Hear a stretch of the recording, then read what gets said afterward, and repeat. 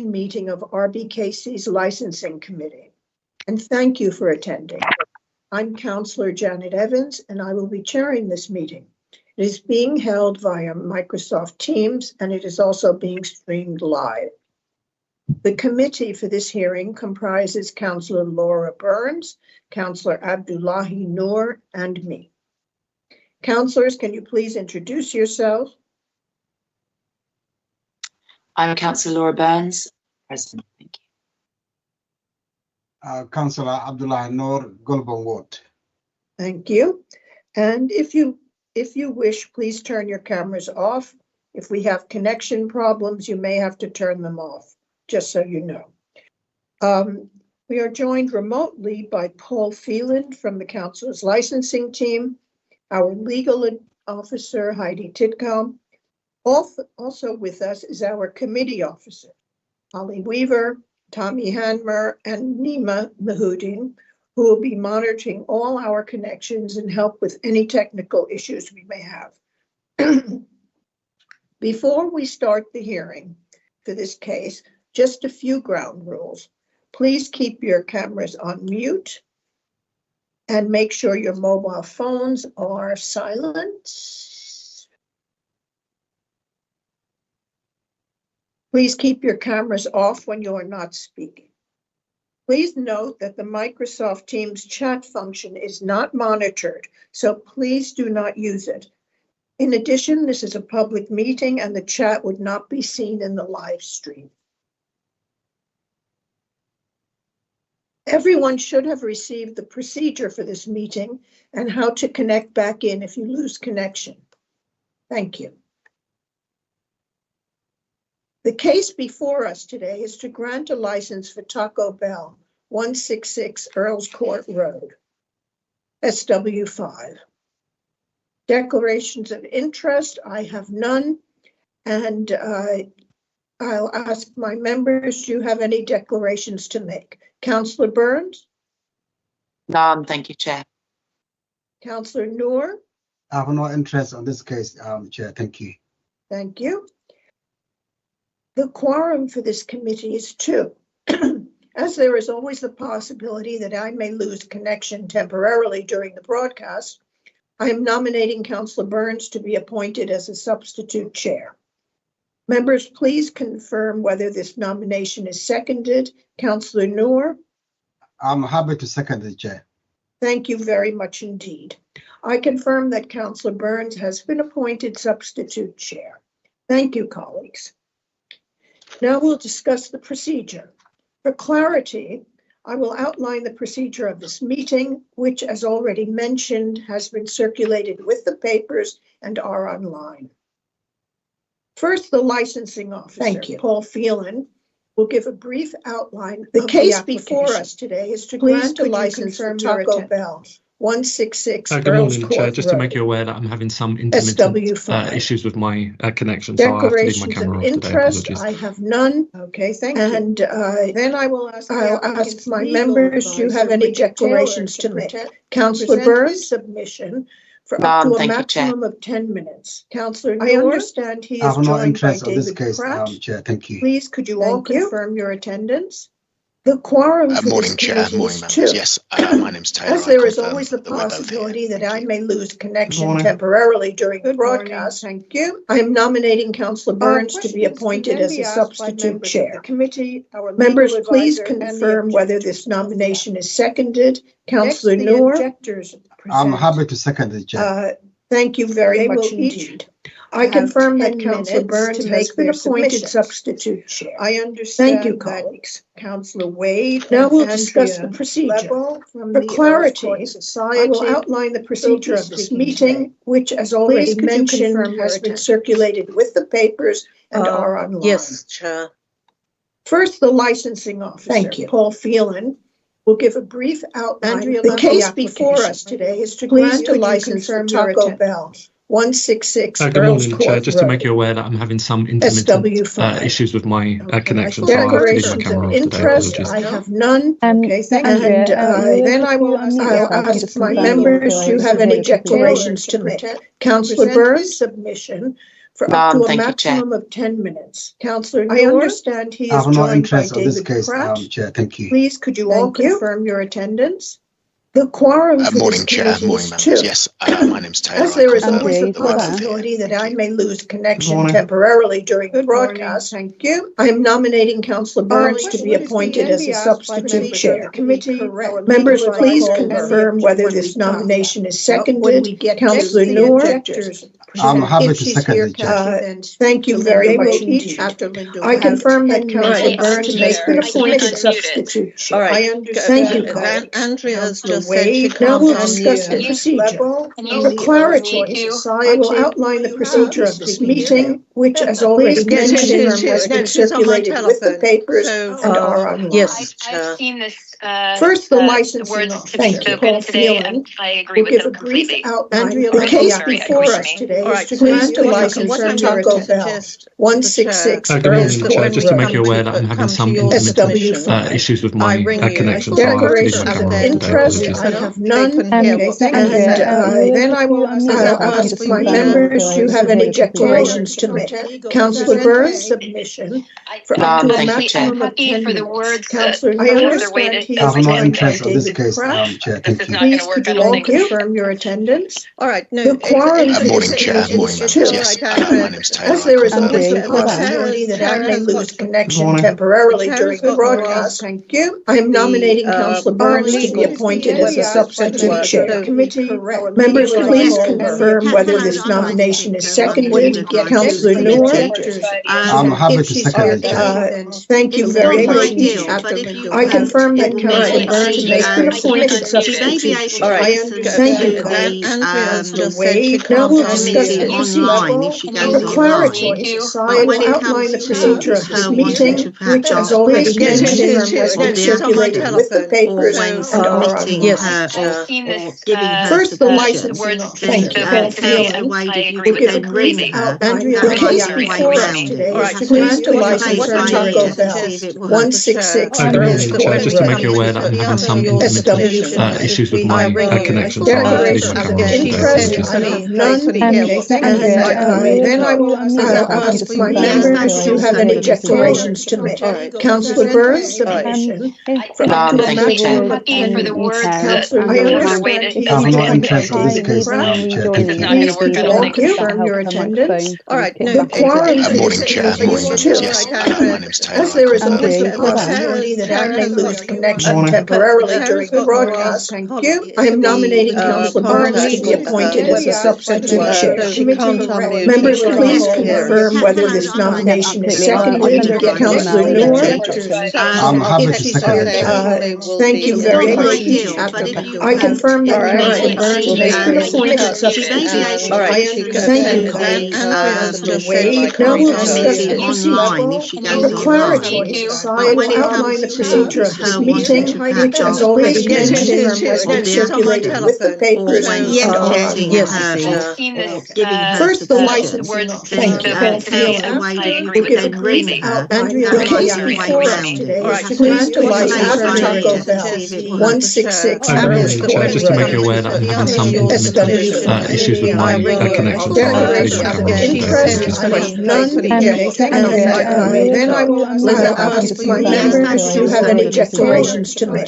Councillor Burns, submission for up to a Thank you, Chair. maximum of 10 For the minutes. words that Councillor, I other way understand to- he I have is no joined by interest on this David case, Pratt. Chair. Thank It's you. not going to Please, work. could I you don't all think. confirm your attendance? All right, no. The quorum for Morning, this Chair. committee Morning, is members. 2. Yes, my name's Taylor. As there is I confirm always that the I'm here. possibility that I may lose connection Morning. temporarily during the broadcast, thank you. I am nominating Councillor Burns to be appointed as a substitute chair.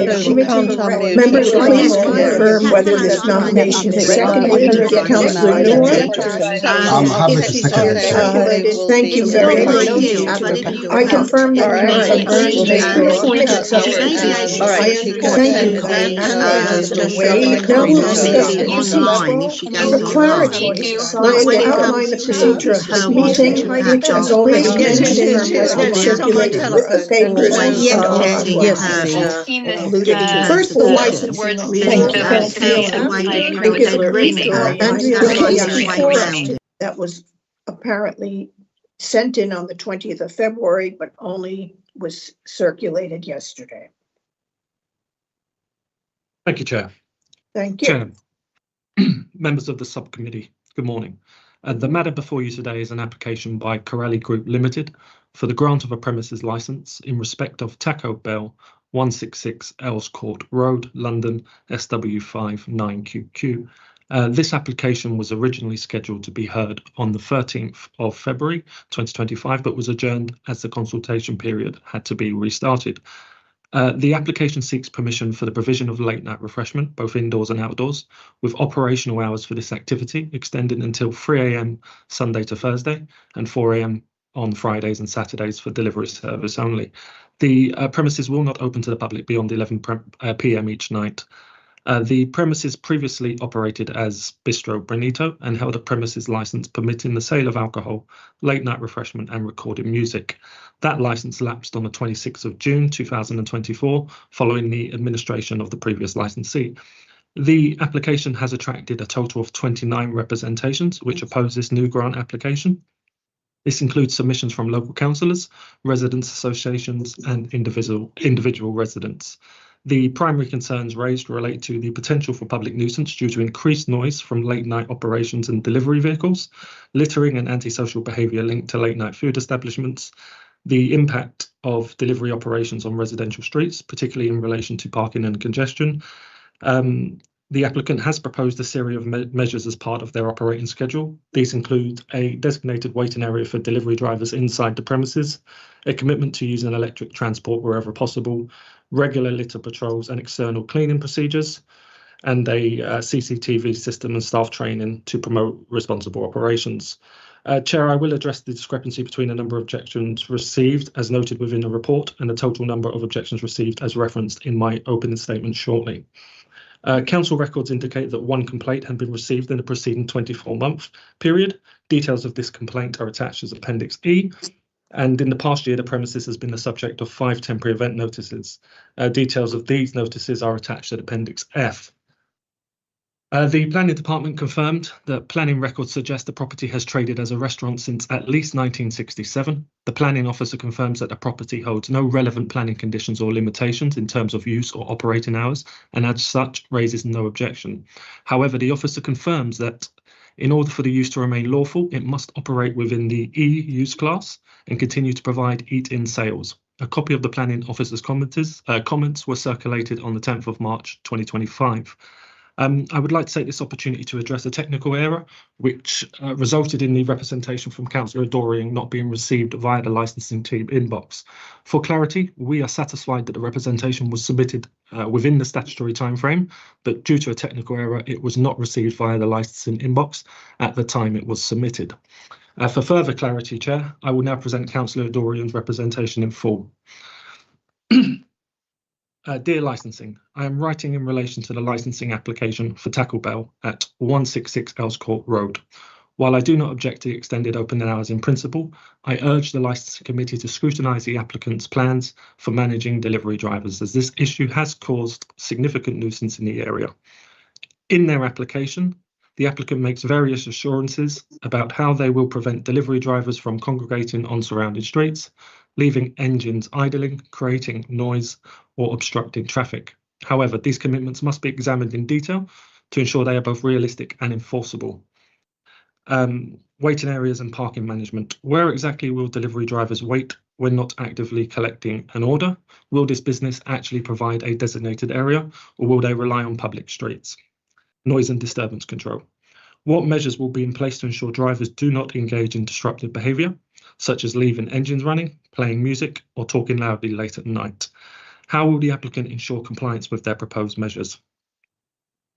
Will they have staff actively managing driver behaviour outside the premises? What steps will be taken if issues arise? Relationship with delivery platforms. How will the applicant work with third-party delivery services such as Uber Eats, Deliveroo and Just Eat to ensure drivers respect local residents and follow agreed protocols? Without a clear and enforceable policy, nearby streets will remain informal waiting areas for drivers, leading to persistent noise, littering and traffic issues. I request the licensing committee press the applicant to provide detailed, practical answers to these concerns, and if necessary, include specific conditions in the licence to ensure delivery operations do not cause a public nuisance. That was the representation in full from Councillor Adorian, Chair. Finally, I can confirm that the following additional documents were circulated to relevant parties. First document being planning comments, which were sent on the 10th of March. The second being conditions agreed with noise and nuisance, which were sent on the 11th of March. The third being proposed conditions by objectors sent on the 11th of March. And the email from Councillor Dorian objecting to the grant application, which was sent to relevant parties on the 18th of essentially yesterday, Chair. You will now hear from the applicant and those who have made representations. I'm happy to provide any further clarification as required. I'll leave it there for now. Thank you, Chair. Thank you very much. Now for the applicant's case. Richard Taylor, please can you present your submission? Please do turn your camera on if you like. You have up to 10 minutes to do so. Thank you, Chair. Thank you, Paul. I'll do this as quickly as I possibly can. So, as Paul says, this is an application for a new premises licence to replace the one that lapsed, and this is to permit late night refreshment by way of delivery only. And I'll deal with the application, if I may, in 3 parts. Sorry, I'm just going to start my timer running. The applicant, the application, and the steps to promote the licensing objectives, and just to deal with some issues raised in the representations. Well, the applicant is Carolee Group Limited. It trades 46 Taco Bell sites. 17 of those have premises licenses permitting late night refreshment, and there are 6 within the M25 sites in Camden, Wembley, Clapham, Westminster, and they all trade without any difficulty whatsoever. Now, there has been a difficulty at these premises. It's in the papers. The premises was open after 11 o'clock in January. This was a mistake. The premises were being operated by a relief manager. And of course, they had previously been licensed in any event. It was, as we say, an honest mistake. So the application itself, we're asking for the license back, but for deliveries only. And it's one of a series of applications that we've made. Because delivery is seen as the new drive-through, if you like. People are expecting to be able to purchase food and to have it delivered to them. And we've done this delivery-only model once before with a very similar home delivery policy that I'll come to in a minute. Application already granted in the West End on Southampton Row. And here, we made the application. There were a raft of representations that we've seen. We had discussions with Environmental Health, Mr. Richardson, and you'll have seen what he said in his email to the licensing committee or to the licensing department, that he doesn't object, subject to a number of conditions which are all agreed, and the operation of the home delivery policy. And if I can ask you to turn that up, it's at pages 36 and 37, you'll see that this home delivery policy answers all of those points that Philip just mentioned Councillor Adorian had raised. It's page 36, page 37. So, premises close at 11 p.m. Signage off, shutters down, dining extraction off. Just on page 37, there's a new role created, a driver host. This is an employee of the applicant whose sole responsibility is the management of those engaged with deliveries. That individual will ensure the behaviour of those individuals, that everything according to this policy is done properly, and that the provision of deliveries causes no difficulties whatsoever. You've seen again, electric vehicles, riders required to wait inside whilst awaiting collection, so not congregating outside. And any rider or delivery person who's not complying with the policy basically doesn't work for us. And the idea is that we will manage our delivery personnel. And only those who adhere to our standards will be permitted to do deliveries for us. We have toilet facilities for them, we have a waiting area for them. It's all there to ensure that this is a pick up and go, and it causes no impact in the locality whatsoever. And basically the position is, if they don't behave, we don't use them. So you've seen the conditions raised by Mr. Richardson, all agreed. We work very, very hard with the authorities to ensure that there's no difficulty. His email, of course, we wanted conditions about noise, vibration, smells, notices, contact details, and operation with the policy. Now, you've seen the policy. It's very, very clear. Now, that's all on top of the conditions that we'd originally proposed: staff training, risk assessment for security, litter bins, sweeping and washing outside, CCTV, incident logs, all of that. So there's the first 35 conditions, but we've also got some that were suggested by Ms. Level and which appear on page 11 of your bundle. And we'll agree those as well, members of the committee. So a litter pick 50 metres from the site. Provision of the manager's contact details. We will meet with the residents' associations. We will work in partnership with them. We will do litter patrols. We will do daily pavement cleaning, including regular jet washing. We've already got CCTV. There's a condition about external tables and chairs. We don't have those, so that's there. So I'm 5 minutes in. I'll continue, and I'll just finish with what we're doing to promote the licensing objectives to say this: the applicant here is doing everything it conceivably can to promote the licensing objectives and to ensure that the delivery from its premises cause no difficulty whatsoever. So just turning to the issues raised in the representations, we need to put these into context, don't we? There are no representations from any of the responsible authorities. Now, you as an experienced committee know that the Home Office guidance is very, very clear that those are the experts in their respective fields. The police are the experts and your primary source of advice, according to the Home Office guidance, on issues of antisocial behaviour, crime and disorder. Environmental health are your primary source of advice on issues of noise and nuisance. The position is the experts have no concerns about the proposed operation. Next point, next point of context before we look at this is this: if we were delivering food or cold food, groceries, soft drinks, cigarettes, whatever that might be, we don't need a license for this at all. So the committee needs to have in mind, are the objections anything to do with the sale of hot food from a premises to which the public have no access? Well, it's interesting because for this to be licensable, you've actually got to open that box, see what's inside and measure the temperature of it. Beyond that, I'd ask you to contextually to look at the fact that premises previously had a license, didn't lose it. It lapsed through insolvency. Further, the premises have been operating with TENS with no complaint at all.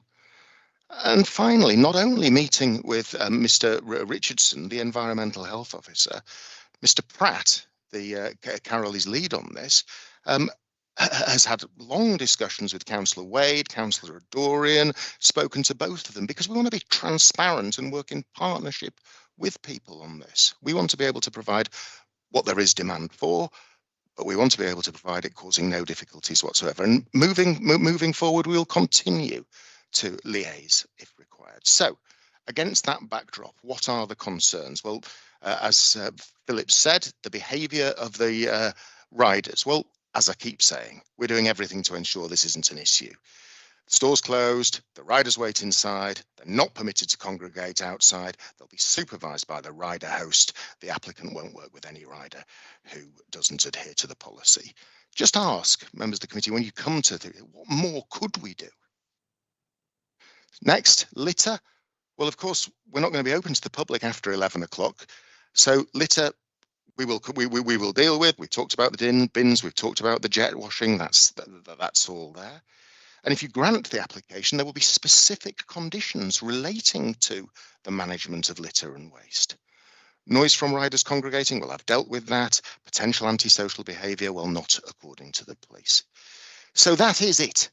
members of the committee. I'm 8.5 minutes in. I know you don't allow a closing submission, but what I'm going to do is I'll do as much as I can of it now. You need to determine this on the basis of the evidence, don't you? Not concerns. That's what the case law says. That's what paragraph 9.34 of the Home Office guidance is concerned.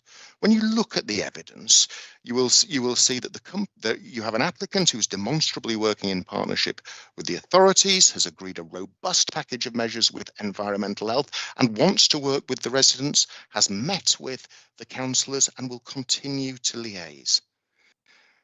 You'll take into account, I'm sure, that the experts, the responsible authorities, have no concerns. They do not share the concerns of the local residents. And again, just look, is there any evidence of any issues emanating from when these premises previously traded? Any Taco Bell operating this process, or indeed when we operated Tens? And the answer is no. Against that, we have concerns, we have people judging us by other people's standards, saying it'll be the same as with everybody else, but not everybody's managing their riders. So I ask you that you determine this application on the basis of evidence and not concerns. And there you go, 10 minutes flat.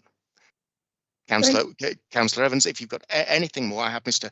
Pratt here who can answer any questions about the operation of the premises or our proposals. Thank you very much. Okay. Thank you very much. Any questions first from the committee? Councillor Burns?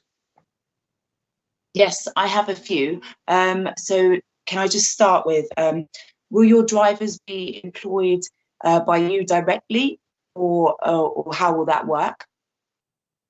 So the plan is to use the three aggregators that we always work with, which is Deliveroo, Just Eat, and Uber Eats.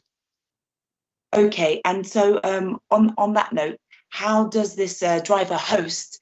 Can you run me through the actual process of what will happen? So say I make an order for a delivery, and then you have a driver that can you just give me the step-by-step process so I can kind of really get to terms with it? Where does the what happens? I think probably, I mean, I'm the hired help here, of course. I think probably the best person to answer that question is Mr. Pratt. Mr.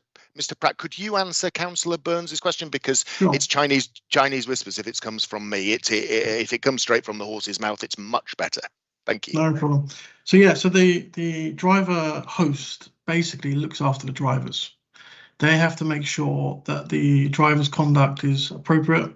They have to make sure when the drivers are inside the store that the orders are given, that host will give the orders to the driver, making sure they leave site appropriately, immediately off site. Their main role really is going to look after the drivers outside of the store, making sure they're not hanging around. It's not just outside of our premises. They'll be going down the high street, top of the high street, where certain areas where drivers meet or wait for orders. That's going to be their main objective, to make sure that's not happening. And looking after those drivers. It's a new role we've created. We're giving a new job role. We're giving a new pay rate. So the same pay rate as a manager running a shift. It's basically making sure that the drivers behave, leave the premises, leave the road, and they're not congregating in any local areas. Okay, I just need a bit more detail. So say I order a takeaway or whatever, delivery, and the driver comes. Where does he park his bike first of all? Then how can your host know that this is the driver before he comes in? So he can, how does he does he usher them in? What if there's like 10 drivers all at once because there's 10 deliveries? How will that work? I just need more detail. So the drivers will park outside the store. Then the drivers will come inside the store. So any drivers, they have to show on their tablets the order, and then they'll come inside the store. And there's a waiting area which would be normally open for the customers. There's a whole driver waiting area, about 15 seats there. So they come straight into the store and they would wait there. What we're trying to do with our aggregators as well is have the same drivers that deliver their week on week. So I've already had discussions with them to make sure we have the same drivers every single week. So there's no issue. So our host will identify those drivers straight away and they come straight into the store, sit down. It's going to be the waiting time, which we need to make sure we get right. It's not the actual order. It's making sure they're not waiting outside or anywhere locally. They've got to wait inside our store. I've already had those discussions with all 3 aggregators, and they're happy to make sure we have the same drivers every single time. So I think that will go a long way. Sorry, and you said they park outside the store. Where on the pavement, just in front of the shop, or where do they park? Yeah, I think it's just to the left of the store, slightly to the left of the store. I think there's a waiting area where the bikes wait. Is that on the main road? Sorry, I'm looking at the map on. Wait, let me look at the map. Is that on the main road, or Yeah, is it on a? Yeah, I believe it's on the main road. Okay. And how many bikes can actually park there at one time on the pavement? I think maximum 5, I believe. Wow. Okay.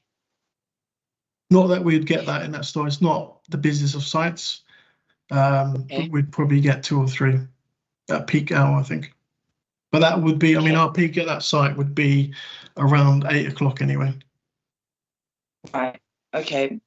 And okay, so also on page 36 of the bundle, it says that hours of mode of operation, number 7, that you close the dining area extraction. What about like when you're cooking and stuff? Because there'll still be noise, wouldn't there? And obviously noise and smells because you're still cooking. So Yeah. how does that work?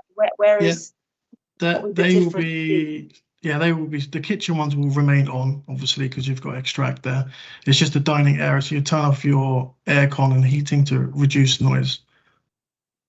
And Okay. Councillor, just for your benefit, you'll have seen one of the conditions we agreed with the council's senior or principal environmental health officer. Number 2, the premises licence holder shall ensure that no smells generated from the cooking processes at the premises shall give nuisance to occupiers of neighbouring properties. And of course, there's the same condition about noise as well. So that is for us to manage. right? And what's in place currently for that? Obviously, I understand it's been a restaurant, so I'm sure. What have you done any modifications or anything to ensure that there are no smells and that it isn't too loud? Just so I can get a better idea. Yeah, there's already odour filters in place anyway to reduce that at the maximum that you can do for that site. And noise, they meet the normal requirements for noise. I think it's under 9 decibels, I think it is. And of Okay. course, the position is that there's been no complaints about noise emanating from Yeah. cooking or smells operated. The proof there is in the pudding, as you might say. Yeah. So also, roughly how many drivers would you expect to receive? I guess, in the extended hours that you're looking to get. So.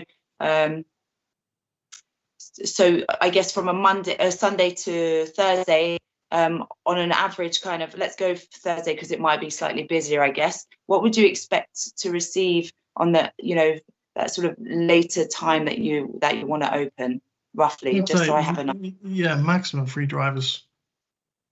At the peak. Okay, but I mean sort of overall. So for the sort of extra couple hours or whatever it is you're open, how many in total? Just so I know what the total orders you're talking about. Picking up orders. Yeah, I would say I'd say maximum 40 orders. It's not a massive amount. And then on a Friday and Saturday, obviously that you want an extra hour. So roughly how many orders on a Friday and Saturday would you? Then you're going up to around 60 to 70 orders. Okay, thank you. And yeah, just so you've done a couple of 10s. Is that with you guys? Yeah. And how has that worked out for you? Good. Actually, where we've assessed this restaurant, because currently it's not a profitable store for us. It's loss making. But when we actually run that model in and we put it across the P&L, it actually makes the store profitable, which is really good. Hence why we're doing this. We had no issues. Team enjoyed it. It was really good for us. Okay. And So you definitely think there's like a demand for that for the later hours? People like take care. Okay. Yeah, as Richard said, I mean that people are changing how they eat now. That people eat later and later in the day now, and there's huge demand. It's not just in Earls Court; it's across our estate, where we've seen huge, not just in Taco Bell, across all quick serve brands. That late trading now is the new, as Richard said, the new drive-through really. Okay, and then just kind of going back to the drivers. Obviously, they drive up and they park. Before they come in, because delivery drivers are sort of everywhere. Yeah. So how can you monitor that they are your drivers before they get to you? And how is the host gonna? I know you touched on it, but I just need more detail. How can you? Because obviously they work for a third party, so there's only so much you can do, right? Because if they work for you, you can say, hey. You do what you need to do, but if they're working for a third party, how can you control that? I don't understand also how you can request that you only get certain drivers. I'm not really familiar with that. So is there anything you can tell me to help me with that? Sure. So generally you get your own regular drivers anyway across all stores. You'll get your own regular drivers. It will vary from time to time, but you normally get your own regular drivers. We currently look after them anyway. They come in, they have a drink. So we currently work with getting them off the street anyway throughout the day. You get your own drivers. We've just made it a bit more clear with the aggregators of obviously we're applying for this, they're aware of that we make sure we have those, make sure we've got the names of the people. But equally, that host, they are responsible to make sure that drivers come into the store. They will do regular travel pass down the high street to make sure our drivers are in the store. That's their main primary job. They're not allowed to wait outside. They've got to wait inside the store. But in terms of those drivers, we've made it clear that I've even requested names as well, so we can have a book system as well, so we know what drivers they are. But in our local estate, anyway, you do 90% of the time, it's the same drivers that come to your store anyway, so you know who they are. So just on that, what if a smoker wants to go out and smoke and then he's on the phone? Like, is the host going to be that like strict? Yep, has to be. There will be no smoking. And equally, if we do get granted this application, I will be there for the first few nights anyway to making sure it happens correctly. And my area manager, Afrin, as well, will also be monitoring it and will be there as well, making sure drivers behave, because that's going to be the biggest job. Okay, let me pass on to someone else just for now. If I have anything else, I'll get back to you. Thank you so much, though. Thanks, Chair. Sure. Pleasure. Councillor Noor, any questions? Yeah, thank you, Chair. I've got a few, not as much as Laura, but I mean, can I ask the applicant, what's your capacity before 23 hours? The dining area, so it's around, I think it's around 30 seats. It's quite a small dining area. 36.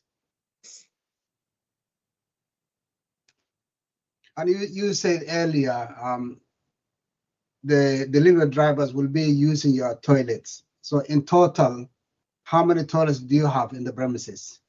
There's one toilet there. Just one toilet. Yeah. So it's a very small dining area. So in terms of the extended hours, the other councillor touched on, would you consider, instead of 3 o'clock or 4 o'clock, either 1 o'clock or 2 o'clock? And also, are you basing on business demand, or you just want to try and see how things work? It's certainly on business demand. We've seen it, we've run the model through the tens, and as I said, it actually makes the store profitable, where currently it's not, it's loss making. So that's the reason why we're actually doing it.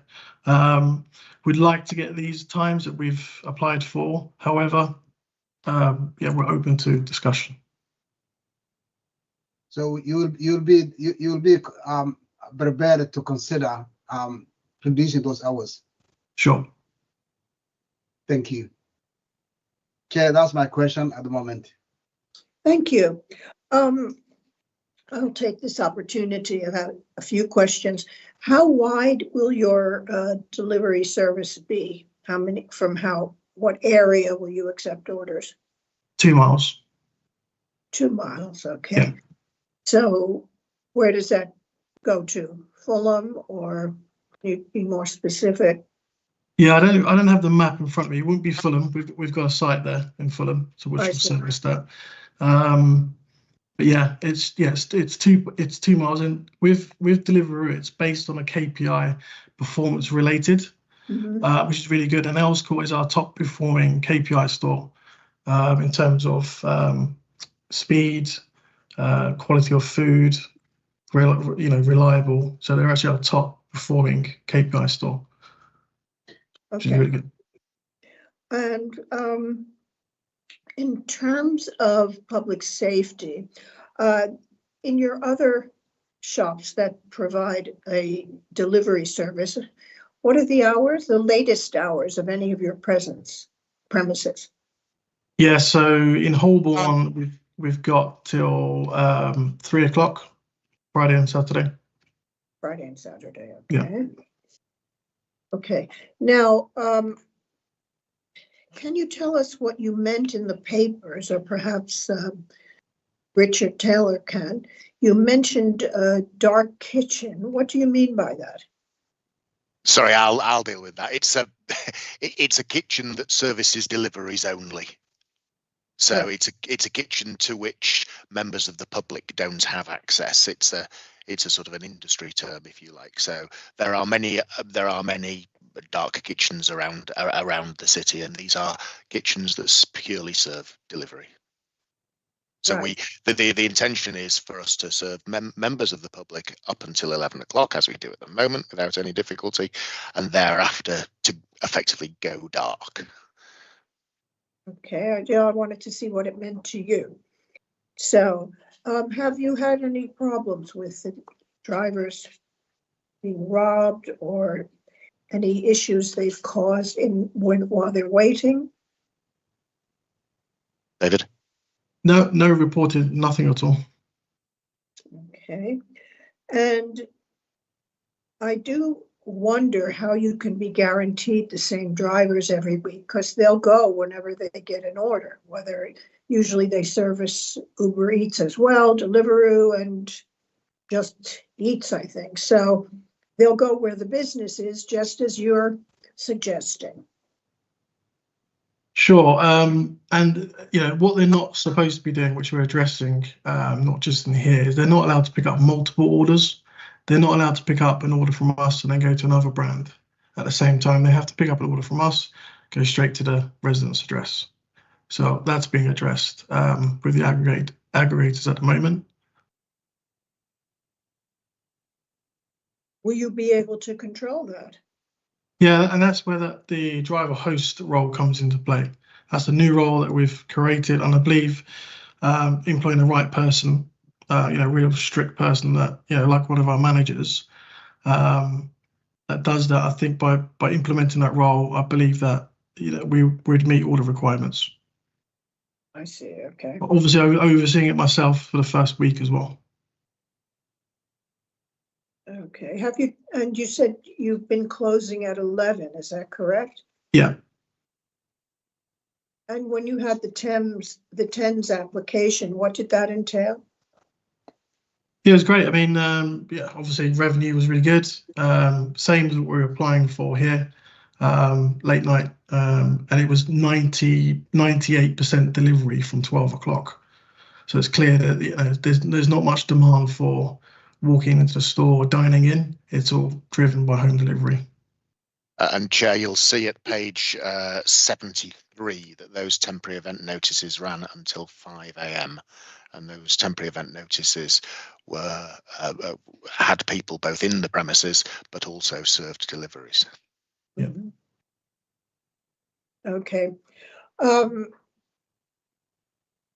I would like our lawyer, as well as Mr. Taylor, to just answer the questions about Class E usage.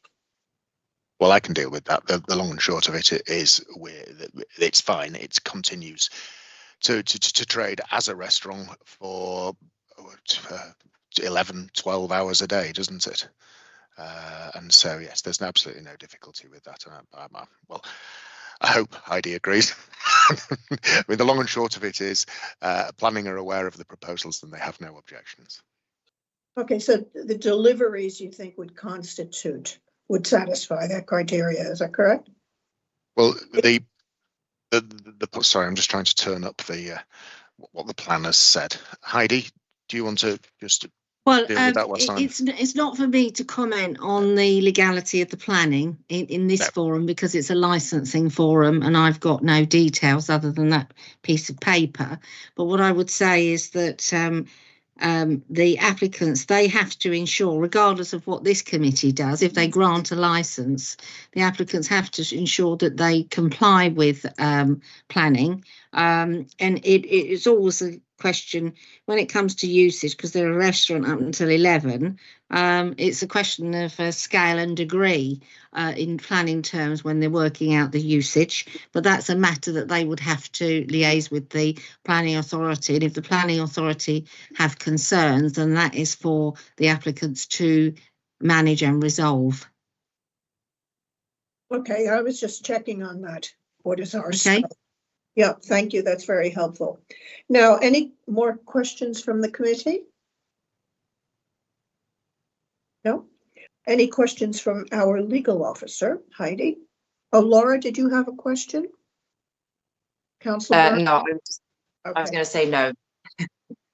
I just have one question, because we have a statement of licensing policy, and it covers all new and variations, and our policy gives a benchmark of because we're so densely populated, and there's the policy is referred to in paragraph 8.10 and 8.13 on pages 95 and 96 of the committee papers, and it says that generally, because we the council we're so densely populated between businesses and residents, and there are residents above this premises, that we will generally only grant licenses up to midnight. Now, that is not a complete restriction. It allows the applicant to explain why in exceptional circumstances they should be able to go beyond that. As the applicants haven't addressed that, I wanted to give them an opportunity to do so to make sure that the committee have all the facts when they are making their determination. So if Mr. Taylor, you could just comment on that, that would be helpful. Of course, and I'm sorry I didn't do it. I was maybe rushing with my 10 minutes. Well, the long and short of it is the committee is required to determine each application on its own merits, and the policy is very, very clear on that. What's also very, very clear is what we're talking about is licensable activities here. Now, the licensable activity here is the sale of hot food, and the committee needs to make its application on the based on the evidence. What we say is that the sale of hot food by delivery only, subject to the conditions that we have suggested and subsequently agreed, will cause no impact on the licensing objectives whatsoever. We are proposing that this a package of measures which we think is unprecedented and no other operator commits to this. And what we are trying to do is to ensure that our operation causes no problems whatsoever. And therefore, we say that the committee can go beyond what it would consider the norm. Of course, with late night refreshments, what you're looking at is people attending at the premises. Late night policies with regards to late night refreshments are usually on the basis that people will come, they may be intoxicated, there may be noise, there may be nuisance outside. Now, nothing like that is proposed here now, because this is to be purely delivery only. And what we will do is we will invite the committee to look at the evidence. And is there any evidence in front of the committee to say that this application should not be granted on its own merits? Thank you, Heidi. Any further questions? Just one comment on that. Yes, late night, obviously after midnight, it can be customers attending, but it is also delivery drivers who will pull up when ambient noise levels beyond 11 go down, on even though that's quite a busy road, but they still go down at that time. So the fact that people will be going back and forward to the premises, they are people, they're residents above. So these are matters that the committee can take into account. And certainly there is reference to vehicles and parking and the noise from any such vehicles that does occur. And of course, that's what we're seeking to manage through the delivery policy. Yes, thank you. Thank you. I have one additional question. Perhaps it's for Mr. Pratt. I'm a little, not confused, I'm a little surprised that you don't think your premises will make any money if you have on sales and if people come in after 11 o'clock, when we have so many hospital workers, there are pubs that are closing, and you don't think you'd make money on serving food at that hour? David, your camera, Sorry, there I am. When we've tested the store through the TENS license, when looking at the transactions, we were trading till 5. We literally had hardly any walk up. It was over 95% delivery. So we tested it. And where we've tested in other sites as well, from 11 o'clock, it is 90% home delivery. People's habits have really changed. I guess since COVID, people are dining out less. Our percentages of dining has hugely dropped. Drive-throughs are hugely dropped. The delivery is just not stopping the percentages of increase. And it's not just Taco Bell, it's across all brands. And Chair, I think just as a follow-on from that, of course, the original intention with this application was to give us the flexibility to be open. But following the discussions that we had with environmental health, following the representations that we've received from members of the public, we've basically focused on what we believe is the best for the store and will produce minimal issues as far as the local residents are concerned. There are lots and lots of representations that talk about people coming, arriving at the store and it being a honeypot for people who may be intoxicated. Well, with one fell swoop, we've tried to get rid of that and focus on what we have, where we believe the future is here. And, we agreed with environmental health that that's what we will do. Now, David has had conversations with Councillor Adorian, who said, actually, I'd rather it was open and providing a facility to people coming up, but we can't, be all things to all people. Okay, thank you. Any other questions? I have we'll have questions from the objectors. Any questions, Councillor Wade? Or otherwise we'll have a 5-minute break and adjournment? Yes, I do have several questions, if I may. And I also have a question or two, please. I think I might be able to speak again. Can you hear me? Yes, why don't we? Oh, yeah. Do you want to go first before we lose you? Yes, so I had a few questions about this. One of the things was about this identifying of the drivers as your drivers, as opposed to drivers just roaming around looking for a job from any restaurant or takeaway. Could you have a system in place where only drivers who are sitting in your internal waiting area can accept one of your delivery jobs? So they have to be inside, not causing problems? Yep, that facility is already there. So none of these ones that are roaming around in the neighborhood can accept a job from Taco Bell? Yep, it'd be specific drivers. But in order to accept the job, they have to be internal in your premises? Correct. And it's already like that? We can, it's not currently, but we can set it up like that. I've already had conversations with the aggregators. It can be set up like that. It's in their interest for us to trade as well, because obviously they're going to make more sales.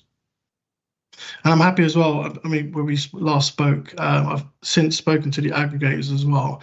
They're willing, the aggregator management is willing to meet locally as well at times whenever you're free, just to look at where other areas where drivers are misbehaving for the other brands. So they're happy to see that themselves as well. Right. You also said that you'd be shutters down at 11 p.m. So where are the drivers going to enter?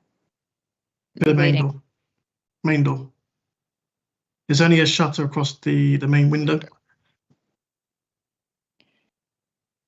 Okay, and with the riders that are picking up jobs from you, do you check their IDs and that they have driver's licenses and that they're actually the person whose account they're using as a driver?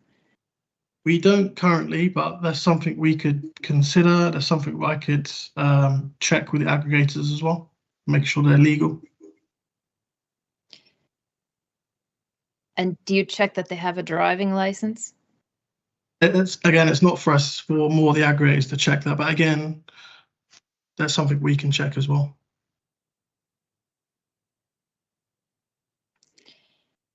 Yes, I think it would be a good idea to check for you and for all restaurants, but I wouldn't be surprised if some of them are not who they, the account that they're working under is not who they are.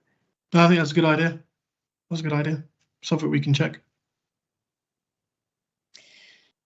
Those were my main questions for now. Thank you. Thank you very much. Councillor Wade, do you have some questions? Yes, I have several. At what date did your business take over the premises from T. Bello Group Limited? It was back June 26 last year. So is there any particular reason why you didn't apply for a license when the previous one expired? To be honest with you, the estate that we picked up, there was multiple issues with licenses across, not just here, where there wasn't any licenses. Bit of a mess, to be honest. So it took us a while to sort of get to the grips.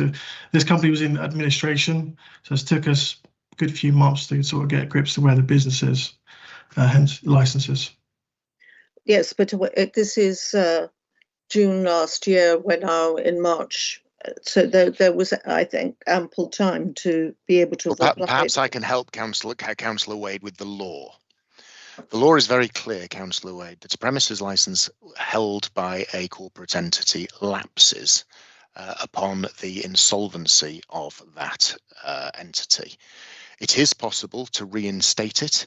It can be reinstated by a transfer application, but that transfer application needs to be submitted within the next 28 days. What Mr. Pratt is telling you is that the estate that they inherited, now this was 47 premises, was beset with problems and transfer application wasn't submitted.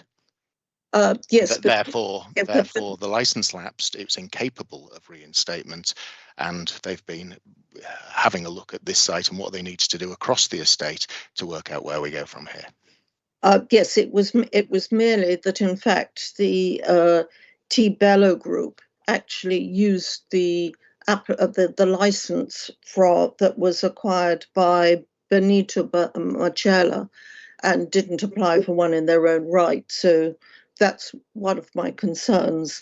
Well, that's the way licensing work. A premise license is capable of transfer. It can be transferred from one individual to another. Had Taco Bell transferred the license within 28 days had Carolee transferred the license within 28 days of the lapse, then they would already have a premises license that permitted late night refreshment, albeit only until 12:30.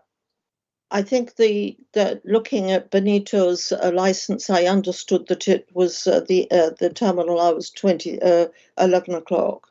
But is there any reason why the group did not reach out and engage with ward councillors and residents in consultation when they took over the premises?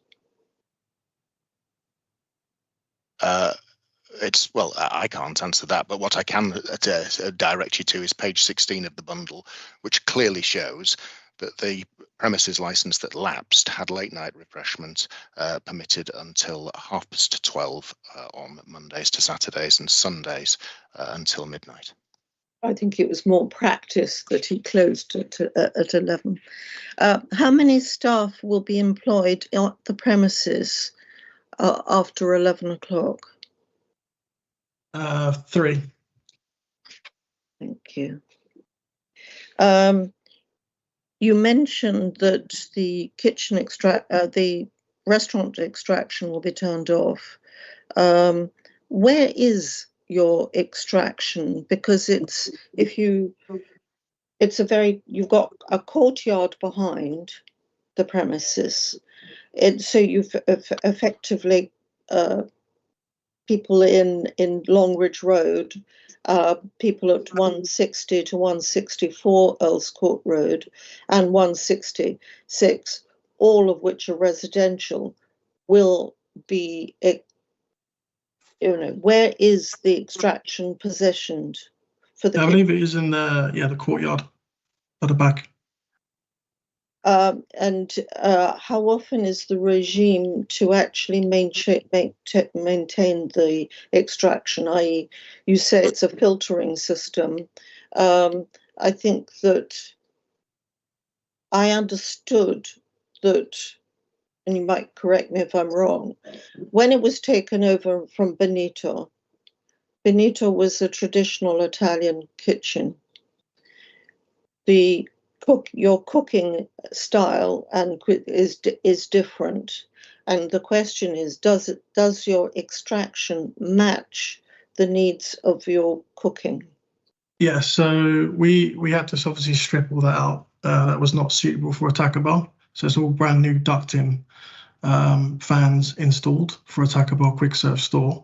The actual cleaning of that is done every 3 months. And every 6 months, the fans are maintained as well. Inside the store, you've got tech filters, and they're cleaned daily. Thank you. Can I just say, we seem to be getting slightly off the point here as well. I mean, there is no issue as far as environmental health, who are the experts in things like noise and nuisance and smells. Mr. Taylor, Councillor Wade's representation has nothing to do with smells, and we seem to be just trying to poke at as many holes in whatever we can. We'll be here all day if we don't stick to the rules. Mr. Taylor, Earls Court Road has a number of fast food outlets where there have been issues with smells and noise, and it's better to have this discussion now rather than later. And in the event that there is any evidence whatsoever that the provision of hot food after 11 o'clock causes any difficulties as far as extraction are concerned, I'm sure it will be raised by people qualified to do that, like environmental health. There is no evidence of any problem with extraction whatsoever. I would still say this is an issue that has been raised by residents, and therefore, as a councillor and as chair of this residents' association, it's useful for us to have this discussion. It's not meant to be, it's just establishing what, if people are going, if the extraction is going to run until 3 or 4 in the morning, that is different. As has been mentioned, the ambient sound level goes down in Earls Court Road after about 11 o'clock at night, and therefore, if there is an issue, it will become apparent. That's all. Just a point of order. Just because the responsible authorities haven't raised an issue, it doesn't mean that residents can't, and that's quite clear from the guidance. And I think Councillor Wade is quite right. It has been an issue that's been raised, and she is entitled to ask the question. So that's just a point of order. It's Understood. Obviously a matter of weight what the committee attached to that evidence, but there's no restriction on residents from being prevented on raising issues that the responsible authorities could have. Thank you for clarifying that. Thank you, Heidi. So this is just a comment that unfortunately the 10s weren't registered for some unknown reason. It might have been a glitch. It weren't registered on the Earls Court licensing list. I think there was an issue with the postcode or something. So we were actually unaware until we had the meeting with Mr. Pratt that in fact there had been 10s. Those are all my questions. Thank you. Thank you very much. We can carry on, or does anyone request a 5-minute comfort break? Okay, then we'll carry on. I'm happy to carry on, Chair. Yes. Heidi? I'm happy that whatever you decide as a committee. That's fine. All right, then we'll carry on. And we will now have the objector's case. Councillor Wade, please can you present your submissions, and please do turn on your camera if you like. I don't know about that. That might frighten everybody. I'm here this morning as a ward councillor, chair of Nevern Square Conservation Area RA, and representing the chair of Earls Court Village. 166 Earls Court Road has a long-established restaurant use, more recently with Benito, who ran Bistro Benito for 40 years, and before that in the 60s, the Yum Sing Chinese restaurant. And in practice, they did close before midnight. This application would represent a change of use from a restaurant to a dark kitchen. The original planning permission for the restaurant cannot be located, so this application should only be considered within the context of the historic use planning status. Taco Bell has taken scant interest in engaging with residents and councillors since the business took over the site. Until we asked for a meeting with the applicant, there was nothing coming forward. We have no trust in the management, given the fact that the new ownership operated without a license for the best part of 6 months, that it advertised nationally that it was open until 3 o'clock, and there was also a report of them operating outside consented hours witnessed by an RBKC officer. There is concern about the biker code, and it's essentially around the relationship between Deliveroo, Uber Eats and Just Eats, the business, and the bikers. The primary concern being that bikers come to the area in anticipation of an order, and the contract is only really when the outlet issues an order to one of 3 designated companies. Until that time, they take over streets, pavements, sits on doorsteps, urinate and defecate into basements. The concern is that this application would create more biker congestion in Longridge Road and Redfield Lane, the latter having existing problems with ASB in the alley behind the commercial units. It's difficult, they should not be parking on the pavements because it's quite narrow there.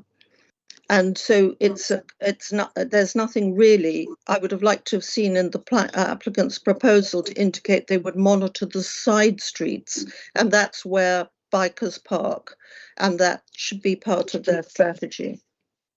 In Nevern Place and Nevern Road, the streets where bikers park and gather, the bedrooms of residents face the street, and so they are routinely kept awake with noise nuisance, and in summer cannot leave their windows open.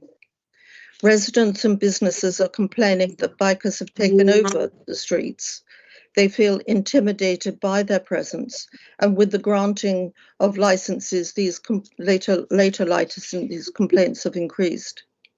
Local hoteliers have complained that they cannot rent their front-facing rooms due to noise, and others have commented on the negative impression to their clients that have to run the gauntlet of the massing bikes and their riders. In a recent email from an Earls Court Safer Neighbourhood team officer, They asked what the council could do about the escalating complaints coming into them at 4 and 5 in the morning around noise and nuisance and fights, but they also commented on the problems associated with cannabis use.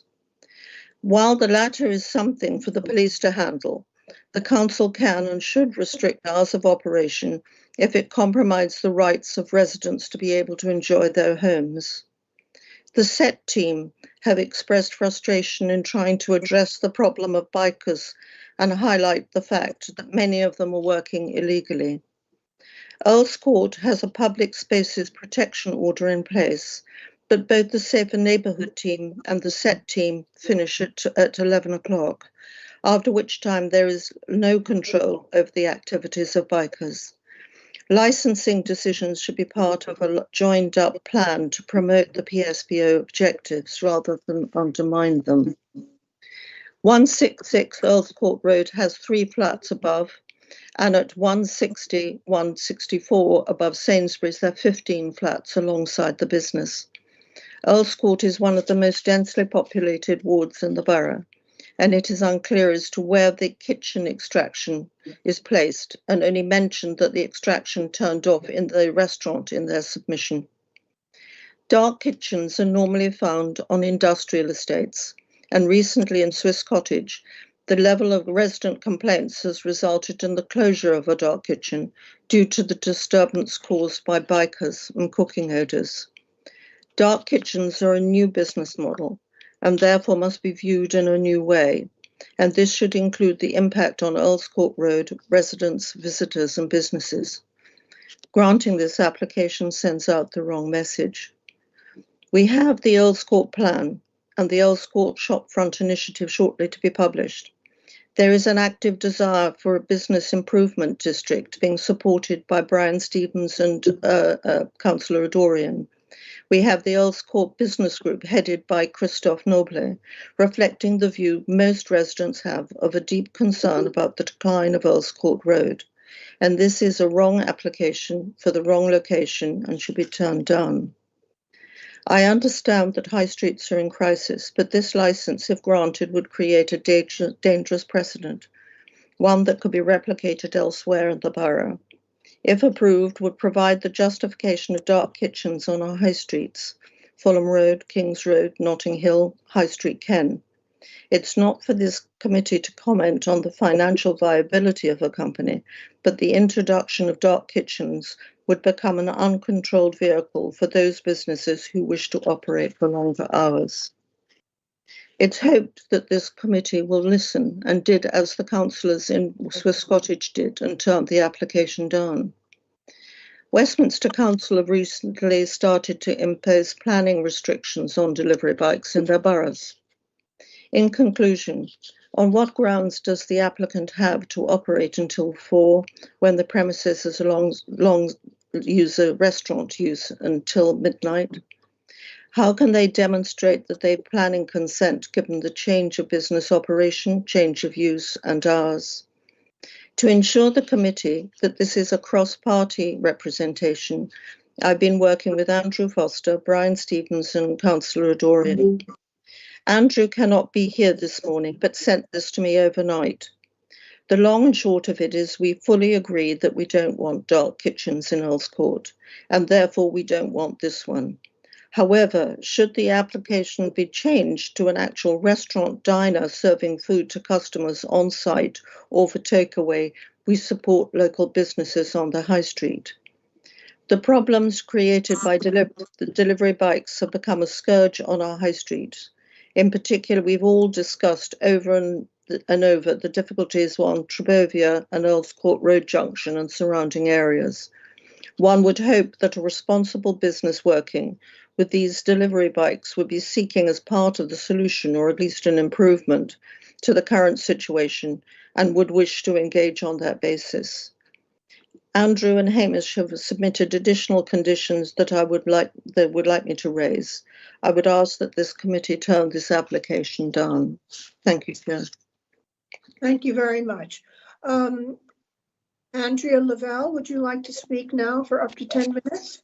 Yes, thank you. I'd just like to say I I support everything that Councillor Wade just said, and I'll try and keep my comments brief. But I'm here today to represent the Earls Court Society, and we are an umbrella group that represents all the residents' associations in Earls Court.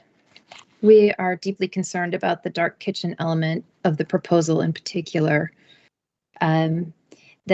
The dark kitchen brings no benefit to our local area, only costs, and the hours proposed are suited to an industrial estate, but not an area mixed commercial and residential.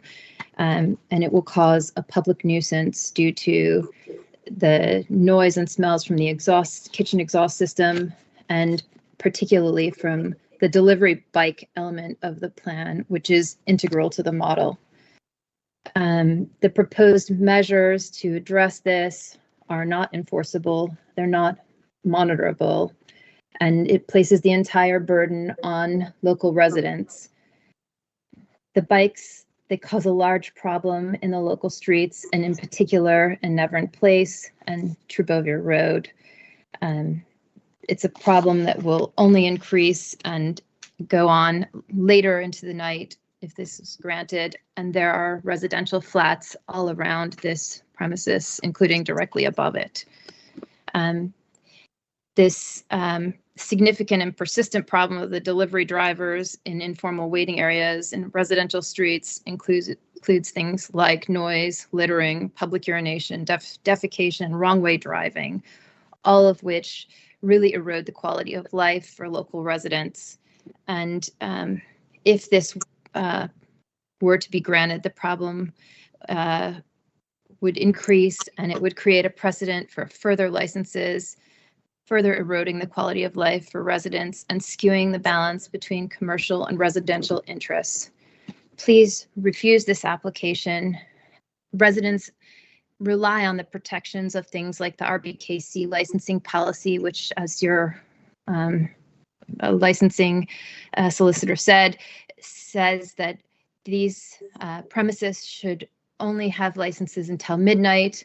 98% of the orders for this business are from outside of the area, and Earls Court should have all the protections that every other neighborhood in RBKC has. And this should not be granted beyond midnight. Thank you very much for taking my concerns and the Earls Court Society's concerns under consideration. Thank you very much for your submission. Thank now, you. Any questions from the committee? Councillor Burns? Yes, I have a few. So I'd just like to sort of get a bit more detail on what is a typical, I guess, Saturday night like for the residents currently, so we can gauge, you know, a Saturday night, say you're at home and you're complaining about these delivery drivers. Step me through what does that entail for you? So in Trubovir Road, we can have up to 30 bikes. The pavements are quite narrow. There's a narrowing of the junction coming off of Earls Court Road, going into Trubovir Road. And so they're parked on both sides of the road. They're either off their bikes or they're leaning against walls, or they generally kind of, there's the noise of conversation, they're shouting across the road. And that really does, I mean, one, it's quite dangerous when you try to enter Trubovir Road or try to exit Trubovir Road because of the congregation of bikes. And they're there in anticipation of work. And many of them are on multiple sites to be able to get work. And so sometimes we have reports of fights, for example, in Charles Street, because of the echo that's caused because it's a cul-de-sac. Since we have more late night venues, and because indeed there's a growth in the industry, this has now gone to Nevern Place. And the problems in Nevern Place have been really, really very, very hard for the residents to be able to cope with. as I said, it's L&Q on one side and Notting Hill Genesis on the other. So then these are studio flats. So all of the bedrooms are facing the street. We have guys sitting on the steps. They're eating, kind of chewing beetle juice, leaves. They're spitting it out. They're preventing people getting in and out of their properties. Now, we've tried to talk to Deliveroo. We've tried to speak to Uber Eats and Just Eats. And because of the relationship is basically they're not employees of the company, it's very hard to get any control. Miriam, who is the person, the chief person on our set team, says it's almost impossible. She tries to enforce, people moving, and then as soon as she arrives, the bikes disappear. As Andrea mentioned, we have problems with bikes going the wrong way, bikes on the pavement, near misses in cars, near misses. And it's particularly difficult in Trebovia Road because we have an old people's home and where some people are partially sighted. And there's no concession for that. It's a sense of ownership of the streets that is a concern. They have no respect for the area they're in. There's no sense of social responsibility by the actual head companies. And I think that it would be nice to think that they would sit in the front waiting, but the fact is they won't leave their bikes for very long because they get nicked or damaged. So I just find the whole issue of bikes in Earls Court has got to a level where everybody's complaining, whether it's the people who are providing the services, whether it's the residents, whether it's other businesses. They just feel that they're entitled and just do what they want. Okay, I've got more questions. On that sort of general complaint, is there a sort of what hours are we talking that this it really impacts most? All right, when I spoke to a couple of hoteliers in Trebovia Road, they say that they're from 6 o'clock in the morning and at present they leave at about 4 a.m. So with the introduction of later licenses, this is actually almost extended to 24/7. And of course, yes, the volume, ambient noise goes down, therefore the impact of bike noises starting, idling, everything else becomes far more evident. But the hotelier in Trebovia Road said he's had clients either leaving the hotel or they've requested a back room because they can't sleep. Okay, and then obviously they mentioned that they're to have a door host. They're going to train someone up to kind of control the situation. So what does that not satisfy you at all? And what are your concerns with regard to I know you did mention it, touch on it, but give me more detail, please. Well, I think that it's the policy they put forward looks fine on paper, but I can't see that it's actually enforceable because, as I said, because bikes arrive in anticipation of getting the work before they're commissioned by whether it be McDonald's or whether it's Nando's or where anybody, there is a presence here which places the person responsible in an invidious position. We could ask them to monitor the residential side streets, and they will stay there because their mates are there and their place they can sit and whatever. But I can't see that they would be empowered to actually address people that they hadn't actually as yet commissioned to do the work. It's that relationship that is a concern. I completely agree with Councillor Wade on this. These people, they're not, they're spread out everywhere in large groups. They're very unlikely to be convinced by a single host from one restaurant, they'll just go around the corner like they do with the council officers. It would take so much manpower to actually do this. I can't see how it would be enforceable or how the restaurant would monitor this with only 3 people working at that time, including somebody who must be cooking. Okay, thank you. And so Linda mentioned that the street would be narrow, and for the bikes to be parked, it would be difficult. But the applicant said that they could fit maybe 2 or 3 bikes on the street. So what's your take on that? Either Linda or the other lady. There is a loading bay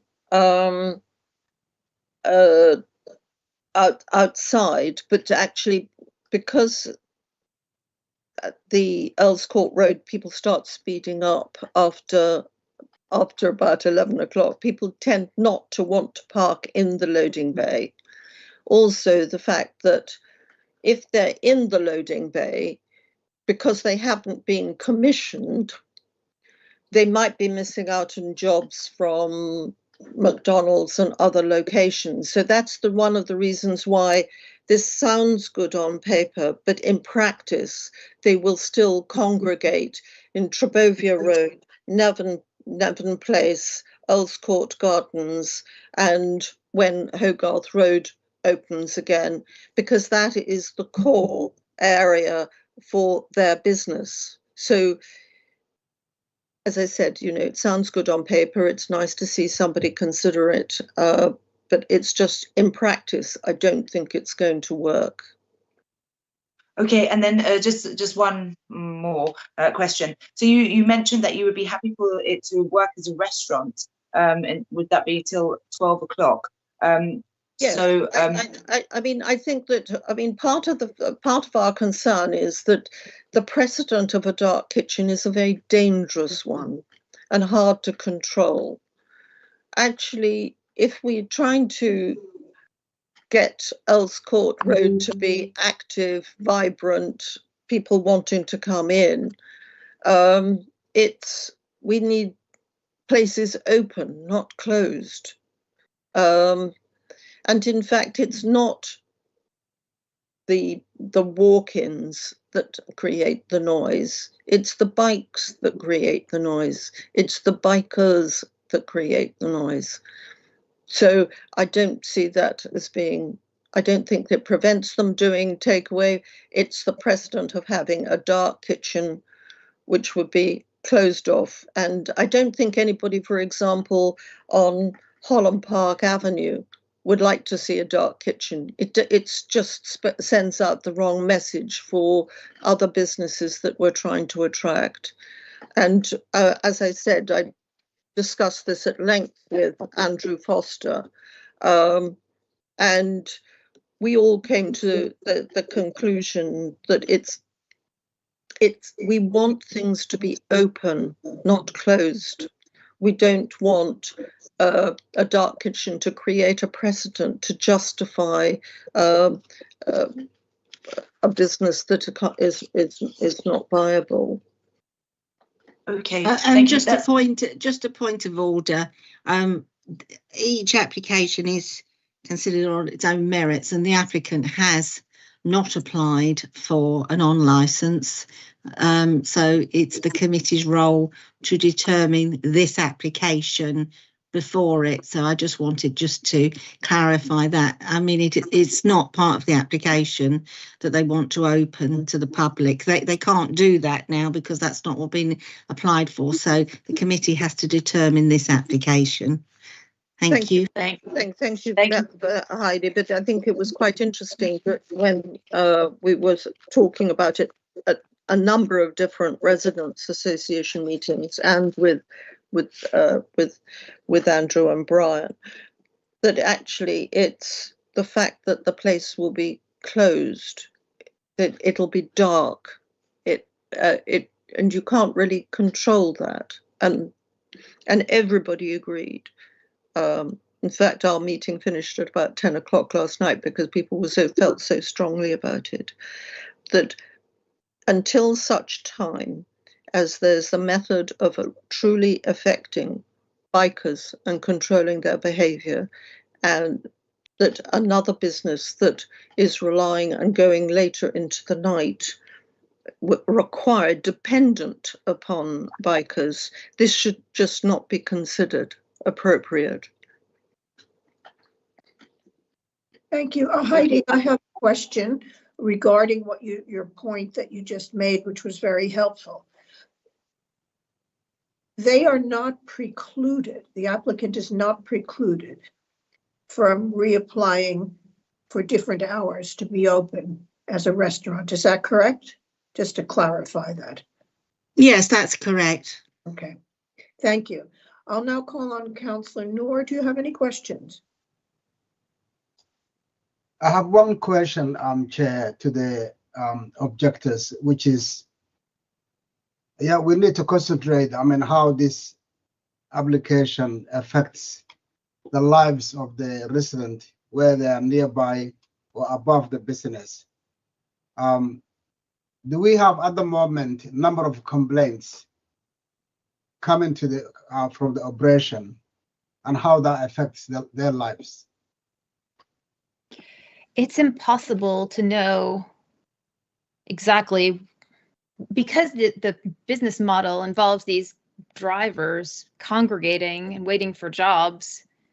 You don't know where they came from or where they are going to. But I do know that it's a problem at all hours of the day, but it's worse at night. And it's more intimidating for residents at night to have these swarms of it's usually men blocking the pavement and being rowdy. We have all these programs, the PSPO, we have, whatever, but none of them work as long as we keep granting licenses to make the problem go on later and later into the day. Also that, if I may, Andrea, it's quite interesting. This morning, I got some comments which I mentioned to Holly earlier. There are residents, for example, in Nevern Place who are deeply impacted, and this would be the closest residential street to the location where there is an established bike parking use, i.e. where they tend to congregate in general. And they said they felt disenfranchised from this meeting because they don't have access to smartphones or laptops, but they feel very strongly that they're fed up of trying to leave their properties and having either to fall over people or either way, but or clear their mess. I mean, the mess is just incredible what they leave. So I think that for people who couldn't attend, who can't engage because they don't have the technology, I would ask the committee to consider that they do have a right to sleep. They do have a right to open their windows, and they do have a right to enter their buildings without being abused. And yesterday in the meeting, people were saying that after a certain hour, because of it, literally, I think at about 11 o'clock at night in Trebevia Road, it will be about 30 bikes. People feel intimidated actually just walking past them. Chair, can I just ask the question? I wasn't aware there was any issue of disenfranchisement because this hearing has been held online. So, Councillor Wade, has that been raised? Yes, it has. And are you talking about obviously only the people who are entitled to speak are the people who lodged their representations in 28 days? It's just, I think it's the literally just before this hearing started, somebody called to me saying, I understand it's a virtual meeting. I don't have the opportunity to be able to engage. And I said, well, do you have a laptop? And they said no. And I said, do you have a smartphone? And they said, no. So I think we have to be I'm just mentioning this, but the majority of residents that are going to be impacted, if you look at Trebovia Road, it's hotels or it's Peabody, then Notting Hill Genesis, and then you get a private. Then you got an old people's home there. In Nevern Place, 50% of it is RSL at that end. If you go into Longridge Road, the first section of Longridge Road is Notting Hill Genesis. This means they're small units, they're mostly studio flats, and therefore their windows are overlooking the frontage where people would park. Yes, thank you for that. I'm just making sure that it was one person who said they weren't able to use a computer. Three of them did, and they all came from Nevern Place. Three people, but they didn't advise the council about that in advance. I think that you have the experience, but many residents do not know how to object or feel that there are barriers towards them objecting. If applications or submissions have to be made and they don't have access to the technology, this inhibits them from registering to speak. I'm just saying that these are people in Nevern Place who rang me up and one of them attended a meeting last night. And they just felt that the system is stacked against them to try and object. Because I'm just clarifying, because it's an issue whether you would be making an application to adjourn. I'm quite sure Mr. Taylor would have comments on that, but I'm trying to establish, just so it is clear, whether the three people you spoke to are objectors who have actually lodged valid representations. I didn't ask them because they rang me at the last one at 9:58, and I thought I better register on Teams because I have difficulty with Teams as well. So it's not three people who have made valid objections. Just to be clear, they haven't said that. Heidi, I didn't ask them.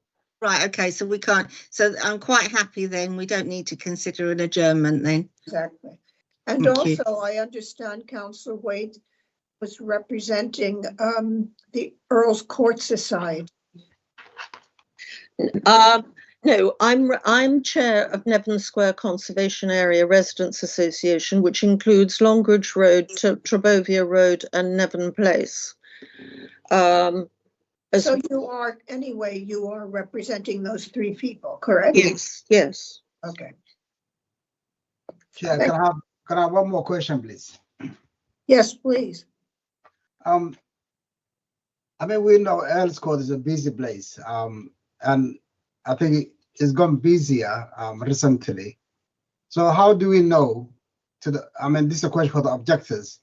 These bikers are only for this particular business, or there are the other shops nearby? No, Councillor Noor, that's precisely the problem. Bikers come to the area in anticipation of the work, and there's no way you can control them. But the introduction of longer hours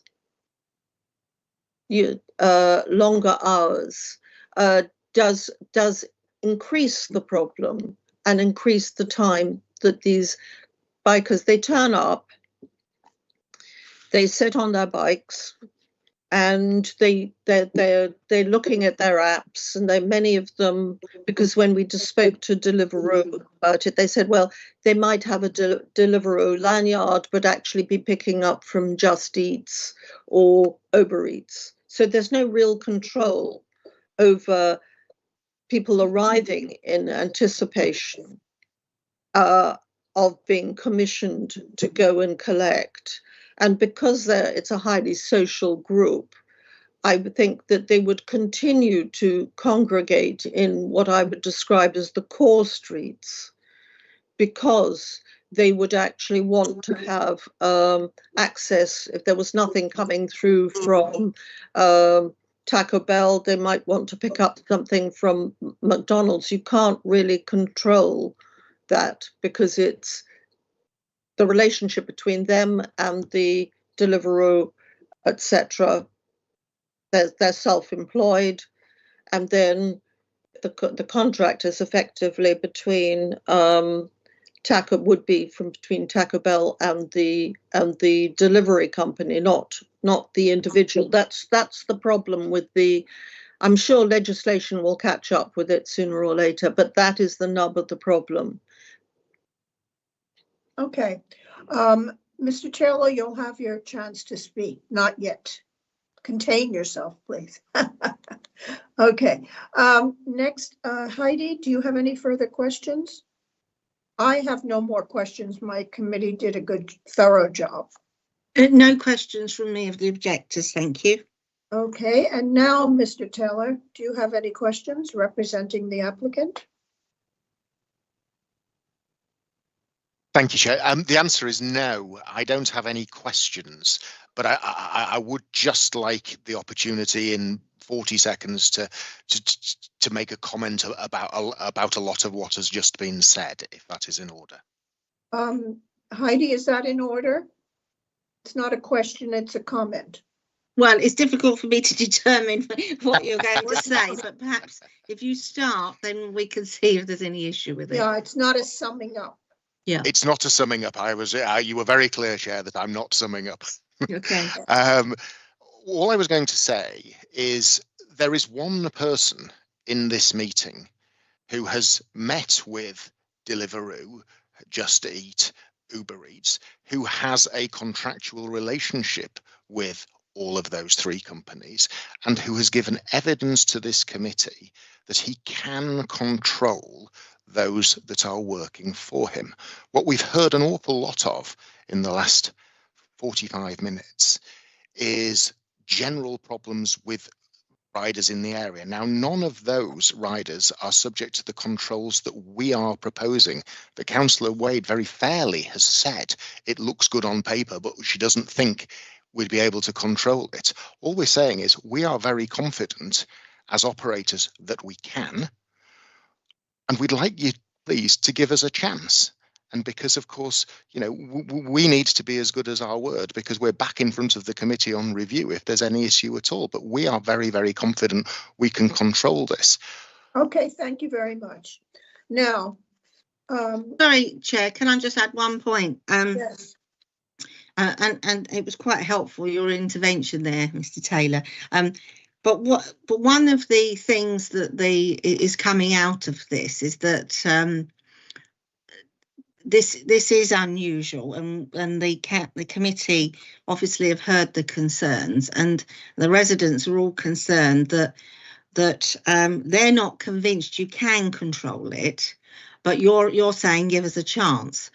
Are you saying, and I know Mr. Pratt did say, look, you know, we've made this application, but we'd be prepared to, you know, we accept that we might have to have less hours. I mean, are you and your client able to offer anything? I mean, do you really? I mean, because the hours you're requesting are vast in comparison to what you had.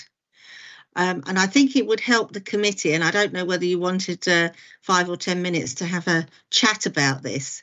I think it would help the committee if you could let us know what your views of what you'd be prepared to cut back, because that might give the residents, because they're having to take you at your word on a license that will be granted forever. And we all know that they can apply for a review, but if it takes ages to hear the review, and if you don't like the result, then you just slap in an appeal, and we get lots of them, and they take a good year to resolve. During that time, the residents are putting up with the problem. So no one wants that to happen, and everyone wants the business to thrive and the residents not to suffer nuisance or public safety issues. We want everything to work. So I don't know whether you're able to comment on that and whether you would like perhaps a 10-minute break to have a chat with your client. Thank you. Yeah, I mean, the answer is yes. If I could have just 10 minutes to take some instructions, and that would be super. Thank you very much. Okay, then that just might be a way forward. So, Chair, would you be prepared to allow that? I know we haven't discussed conditions, but it might be now appropriate time for them to adjourn to have a chat. Okay, and then we'll go into conditions. Yes, after the adjournment, yes. So they actually could alter what you're saying, just to be clear. Are they able to alter the application now? So no, what I'm saying is that they can't alter the application before us, but they can cut back the hours. So they can't have more, but they can have less. Yes, Chair, just the instruction I'm going to take, Heidi is absolutely right. This is delivery only. So we can't change that, even though we've heard, actually, we'd much rather the premises were open because this is delivery only, and that is what has been consulted upon, and that's what has been agreed with environmental health. The question that Heidi's asking is, you know, do you really want until 4? Do you really want until 3? You know, would you be prepared to trim back the hours to reach some sort of compromise, and on the basis of shorter hours, then demonstrate that you're as good as your word? Yeah, I just wanted to clarify we were on the same page. Okay, so we will come back in 10 minutes. So that would be, let's say, 10 past 12. 10 past 12. Okay, thank you very much. Thank you. Thank you. Thank you.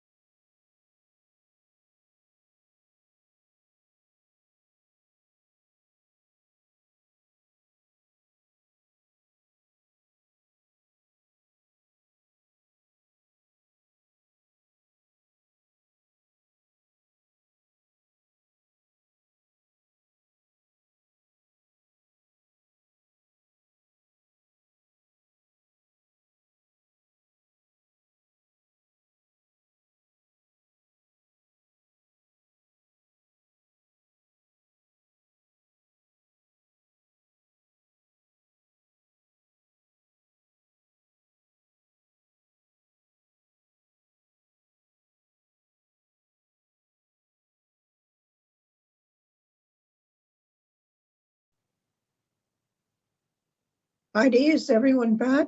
Or Holly?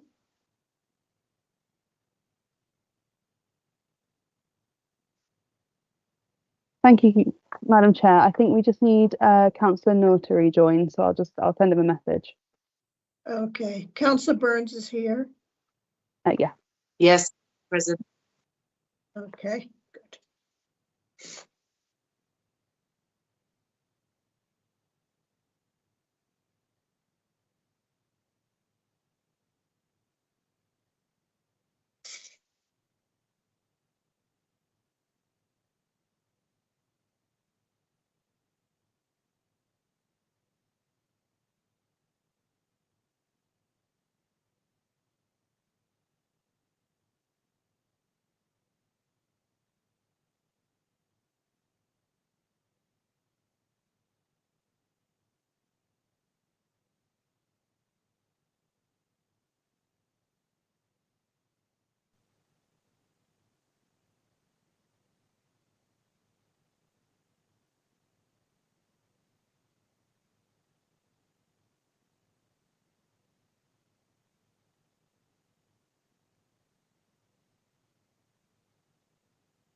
Councillor Noor? Yes, well done. Okay, Councillor Wade, you're here.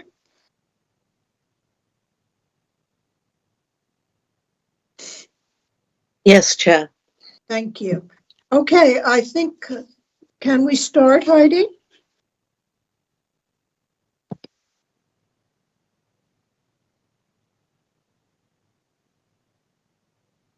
Heidi, are you here?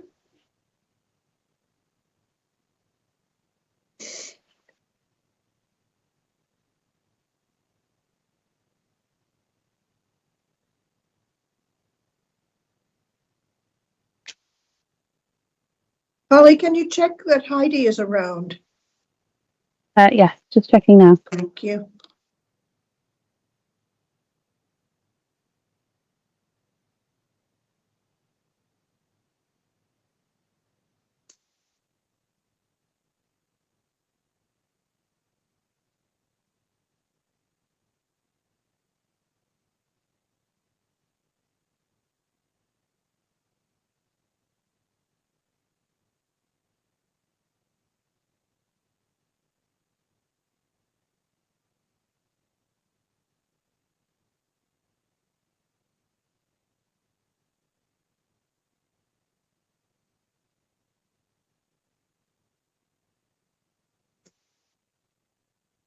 Hi, Heidi. Can I double check that you can hear me?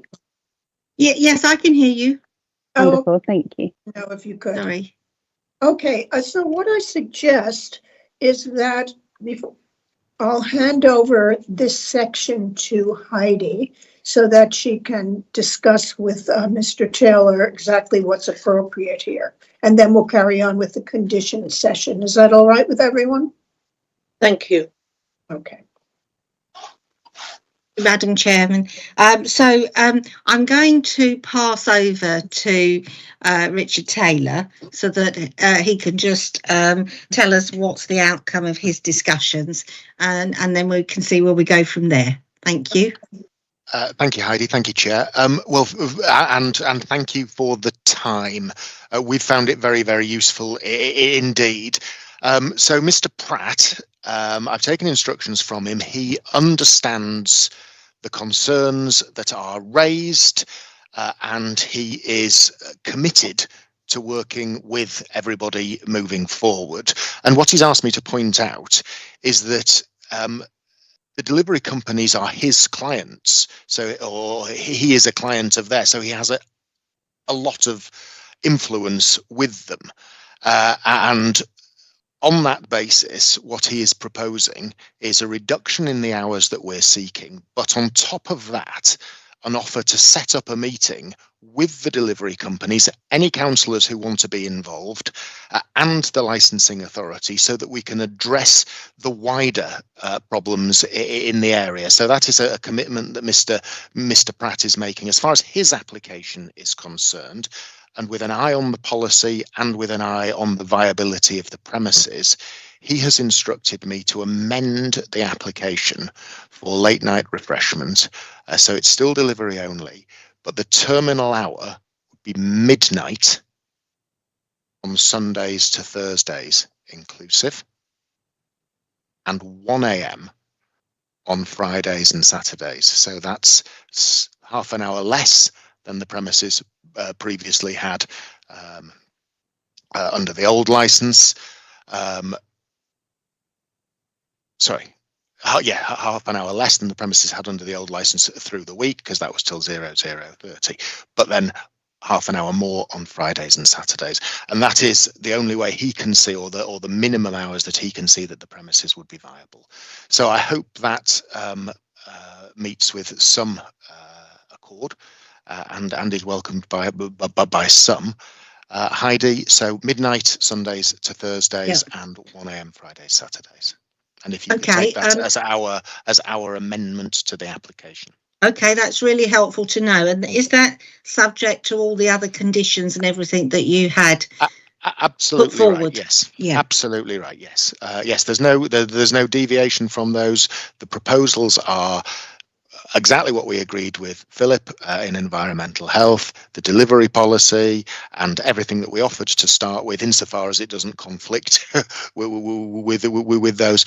And also, of course, the conditions suggested by Ms Level and Councillor Wade. Those are the ones that actually appear at page 11 of the bundle. It's about washing the street and litter and things like that. Okay.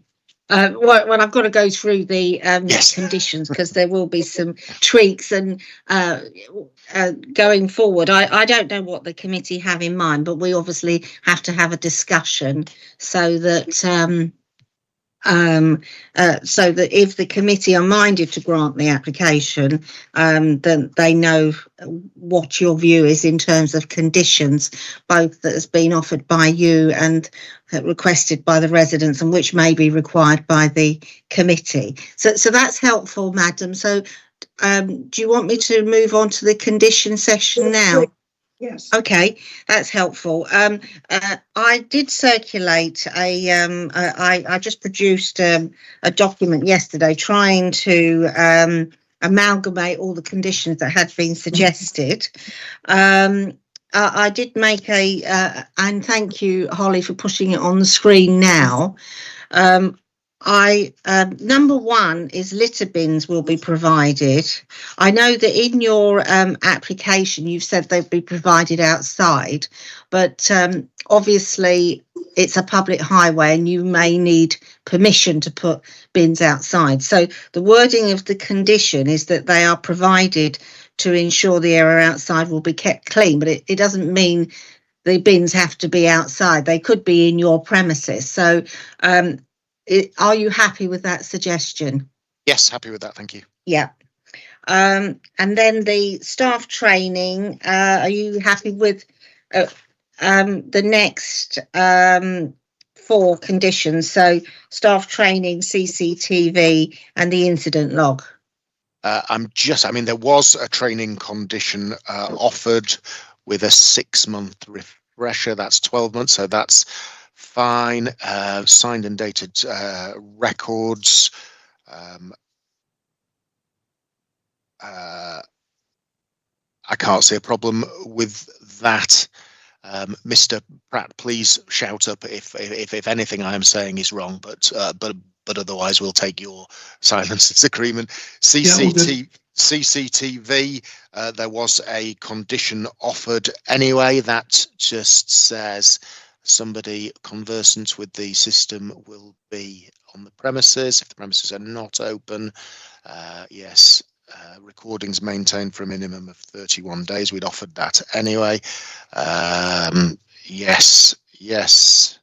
And then the incident log, I think that's one of our fairly standard conditions. So CCTV, absolutely fine. Appropriate signage, yes. Incident log, we'd offered crimes reported to the venue, ejections of, yes, it's the same as we'd offered. Yes, so that's fine. Yes, on 5 is about the waiting area, and you've helpfully explained that you can get 15 there. Obviously, we have to have an eye on what's enforceable, and I know that lawyers and courts will question, well, what do we mean by adequate? So I would be suggesting that we just remove the word adequate, if that's okay for you. That makes perfect sense to me. I mean, you've already offered to provide Yes, a waiting area. So yes. Okay. Could I ask a question about that waiting area? Yes, you can. Is that acceptable right now? Yes. I wonder, we spoke earlier about having the delivery drivers only be able to accept a job if they were in that waiting area. This is a separate condition. This is about them actually providing a waiting area, because as residents have said in their representations, a lot of companies don't offer a waiting area. So this is where they've offered a waiting area, and we're that is an enforceable condition. The other point is a different matter, which the members will consider whether they consider it's appropriate and proportionate to add a condition of that nature. And Mr. Taylor will no doubt have comments as to whether he thinks that's enforceable or not. Excuse me a moment, please. I think Councillor Wade wants to add something. Yes. Thank you. It's about the provision of bins. You are aware that in fact the pavement is a TfL road and pavement, and therefore they're trying to declutter, and that is quite narrow there. And would yes, that's right. So because there are potential, I mean, we don't stray into highway permissions because this is a licensing committee. You're quite right for pointing this out, Councillor Wade. So the condition that I've suggested is that they have to provide bins, but they don't necessarily have to provide them outside. So it's if they can get permission, if they need it and they can get permission from whatever highway authority is applicable, then they could put them outside. But if they don't want to do that, they can still have bins inside. Yes. Okay. Just for clarification. Yes, it's really covering the situation. I don't want to put that they have to have bins outside, because quite properly Mr. Taylor would say to me, well, if we've asked for permission and the highway authority won't give it to us, we can't do it. So that's why it allows flexibility. Thank you. Okay, so moving on to Condition 6, delivery personnel will have access to toilet facilities. You've offered that. Yeah, I'm just repeating yours. And the delivery condition, I think, is as reflected on page 16 of your version of what we offered. And then conditions turning over 8, 9 and 10. They are what had been offered and agreed with environmental health, and he's also agreed the dedicated telephone number. Yes.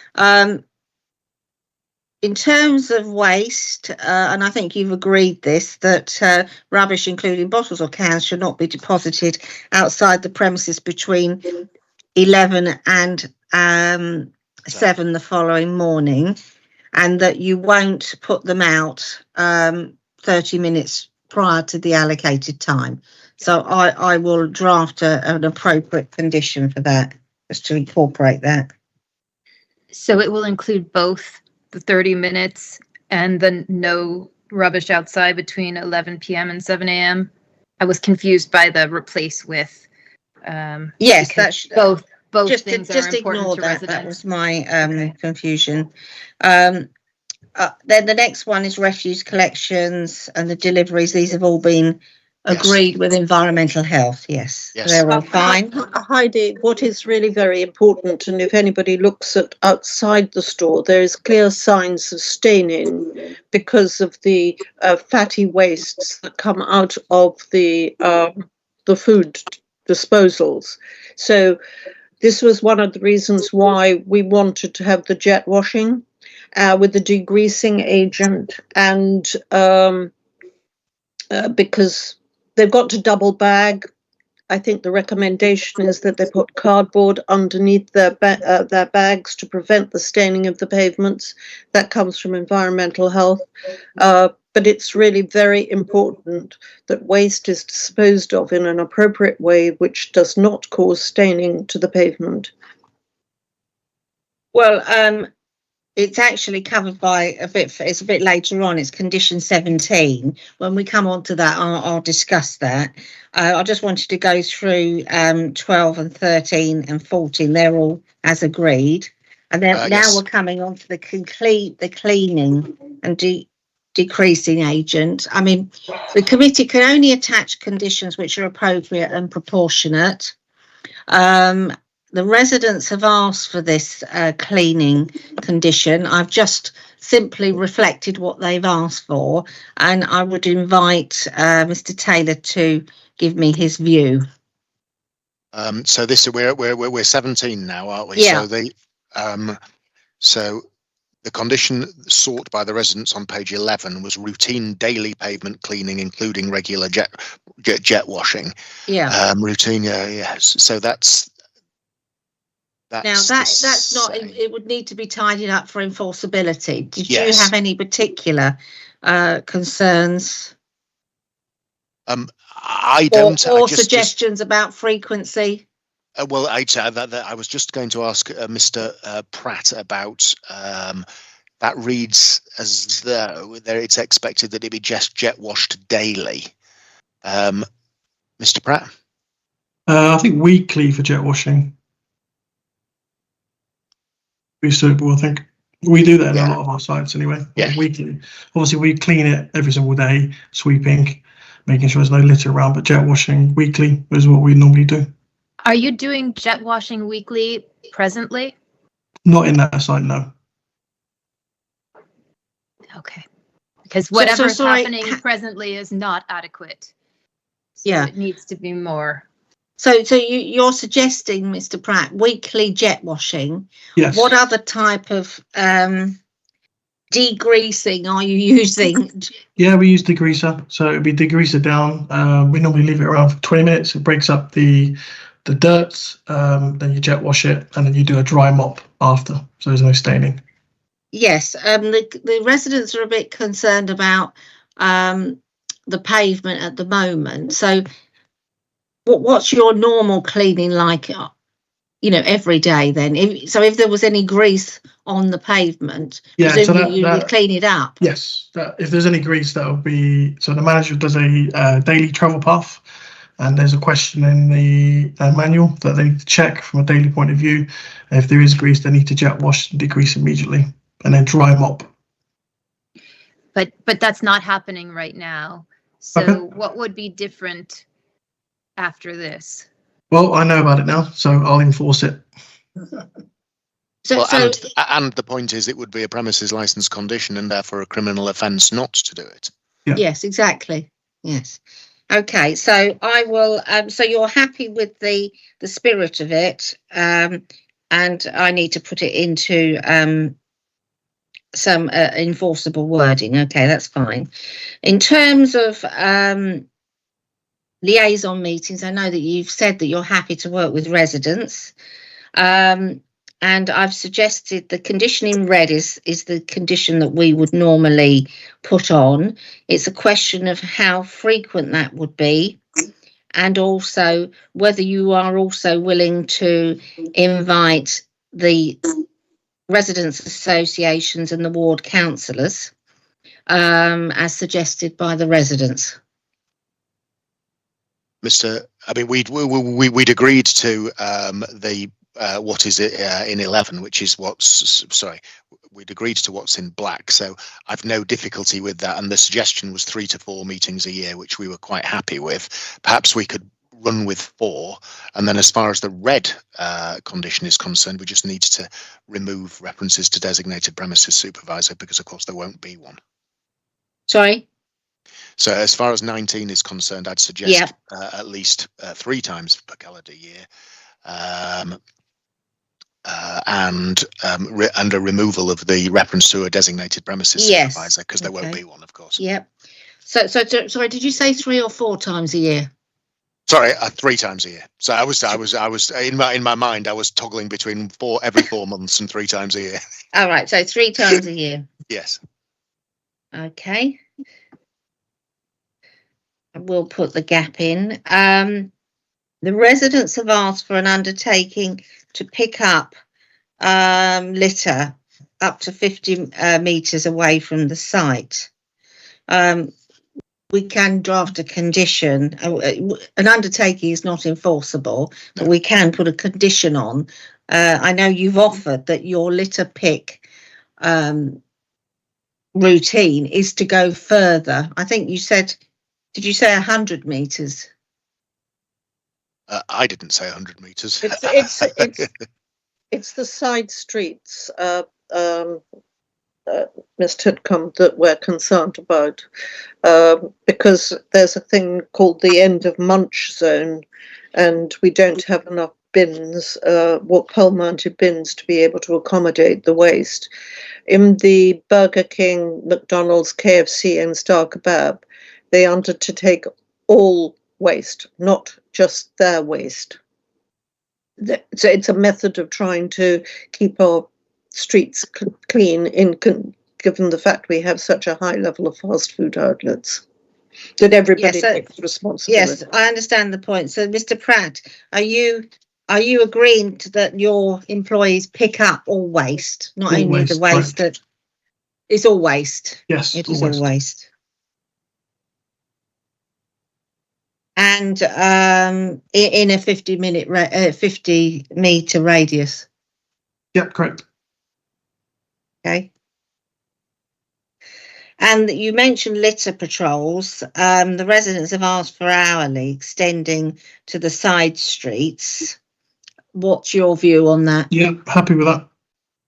What, hourly litter patrols? Hourly, yeah.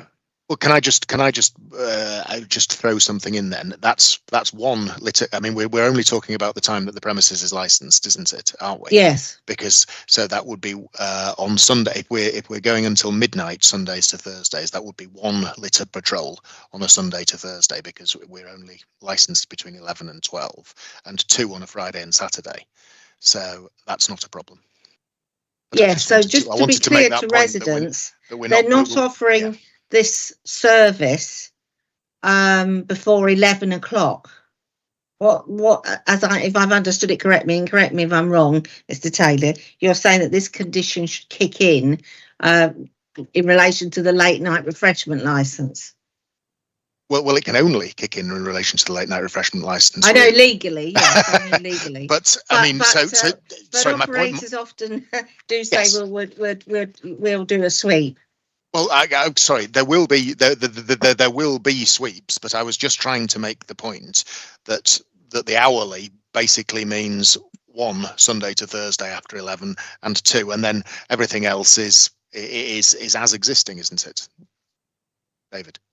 Yeah. So when the license is in effect. Yeah. Yes. Yeah. But part of the daily routines as well, we will be doing it from an hourly point of view, daily anyway. There you go. And that means once a day you would? Every hour. I'll just put it into our routines. Every hour they check the 50 metres, any grease or anything like that. So it's part of the routines, which I will make sure is enforced. As you said, it's not being done. Yeah. Okay.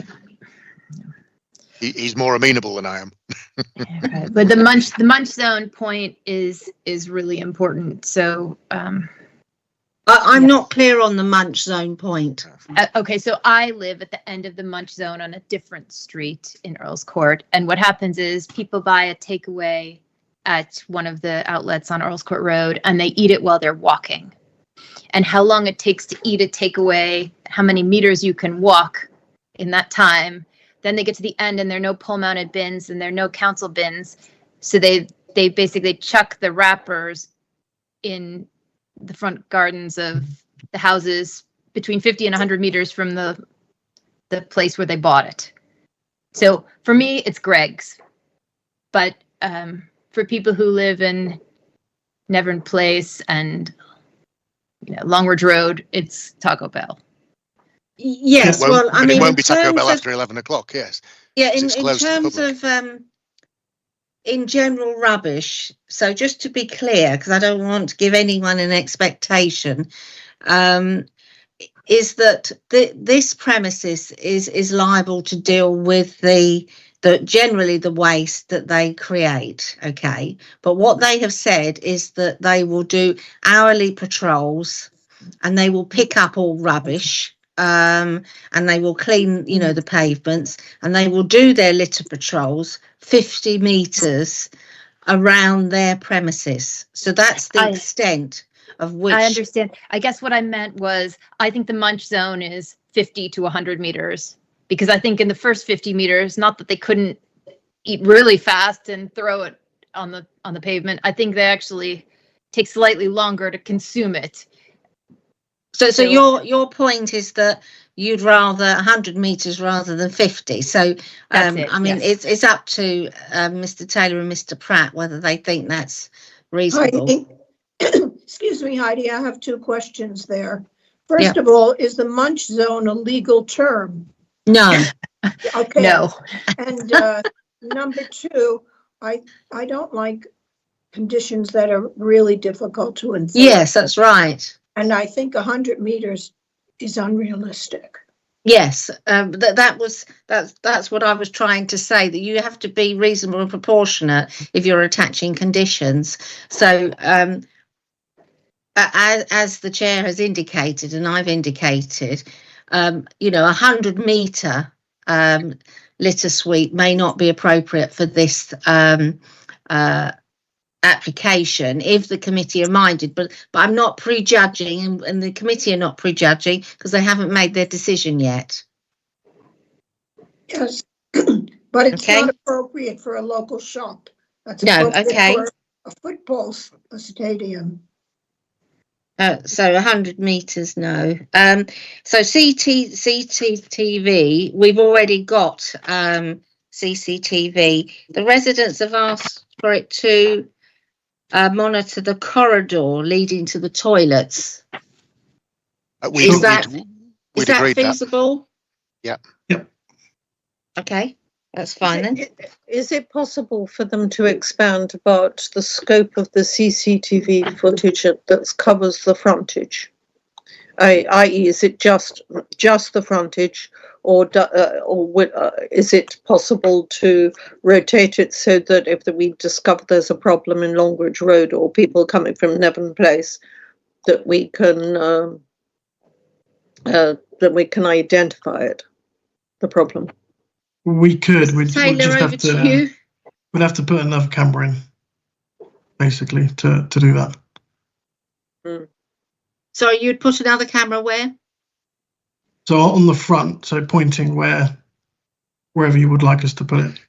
They don't spin around, these cameras, so we'd have to install another camera on the front. Is that something you're willing to do? Yeah, we could do that. So just for clarification, the CCTV was internal, it wasn't external. Yes. All right, so now you're saying that you would put one on the front. Yes, well, in fact, the CCTV condition that I've suggested does include outside. There you go. All right, thank you. Okay. Then the other condition that the residents have asked, that any external tables and chairs are limited to no later than 10 o'clock. I don't think this is relevant to... No, we don't have any tables and chairs. No, this application, they don't have tables and chairs. So I'm just letting the residents know that that's not an appropriate condition. And then I've just suggested a few conditions. If there's any duplications, I'll sort them out. The first one was 20, that the premises will enable delivery drivers collecting from the premises to use their toilet facilities. So I'll amalgamate the two. And I do think it's important to put a condition on that the provision of late night refreshment shall be for takeaways only by delivery drivers, just so it's quite clear to everybody it's not members of the public. Yes, and the one beneath that could be shall not be supplied direct to members of the public or to members of the public attending at the premises. Yes, it's absolutely right.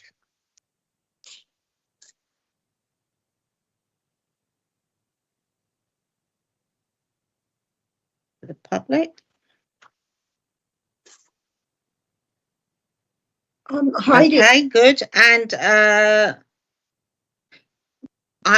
you will, I mean, delivery drivers, we don't want them eating on their bikes outside and then discarding food.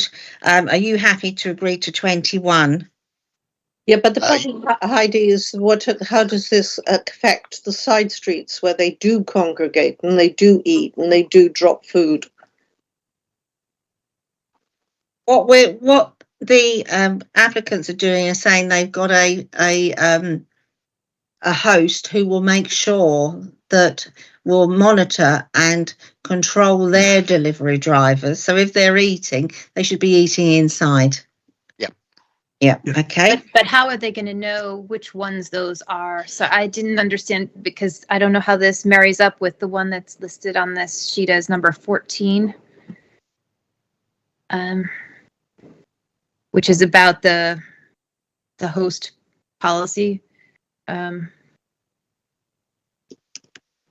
Because, you know, it's out of sight of the person in the restaurant what these people in Tribovia Road and Longridge Road and every place are doing. The committee are going to weigh up these points that you're making. In terms of conditions, the applicants are saying that they have a delivery policy, and they are going to control their delivery drivers. They say that they're making arrangements with the 3 delivery companies, and they want the same ones all the time, and that they'll have a mechanism to control them. And if they don't behave, if there's problems or complaints, they will simply not use that delivery driver. Now, whether that actually happens, we don't know. We hope it will, but obviously that's for them to manage. And will they have requirements like checking that the driver who collects is the driver whose account is scheduled to collect, like an ID check or a driver's license check or some of those things? Well, that they've given evidence about this. They have to liaise with the delivery companies, because it's the delivery companies who check IDs. You know, there are data protection issues that need to be considered, and that's for the premises to manage with their companies. Right. I mean, I think one of the problems is that the people picking up the orders aren't necessarily the people who are registered as delivery drivers. They sometimes people sell they have let somebody else use their delivery driver account and things. So well, these are all matters for them. Mr. Pratt is the one who's saying that he can manage his delivery drivers. Yeah, and that's something we've had a discussion with the aggregators already, and it's something that we will be enforcing to make sure it happens. Their name does pop up when the order comes through, so we will vet those, and I'll see what else the aggregators can do to help support that. Okay.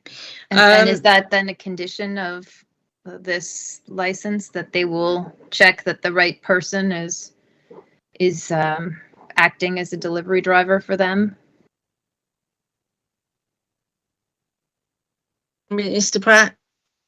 I don't see that. I don't see how that's how that is can be part of a premises license condition.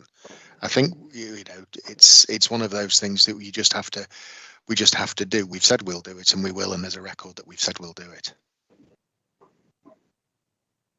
Okay, so then the last condition is, I'm not sure whether you agree to this, because you're saying that you'll have some bikes parked on the pavement up to 4 or 5. So the last one was all reasonable steps shall be taken to stop delivery vehicles and their drivers congregating on the highway. Are you saying that they will actually be parking in the road or on the pavement? I think it's the loading bay, isn't it? Which you'll be using. It's in the loading bay. So in which case, then that is fine then. Yeah. Yep. So it should be on the pavement. Put the pavement. Should they really be? No, they can't park on the pavement. It's very narrow there. Yeah. Okay. So I've put that. I've altered that wording to pavement. I don't know if I think that's right. You don't really mean that they'll be parking on the pavement, do you? Because it's quite narrow there, and it would restrict access for pedestrians. To stop them. The condition says they will take all reasonable steps to stop them from parking on the pavement.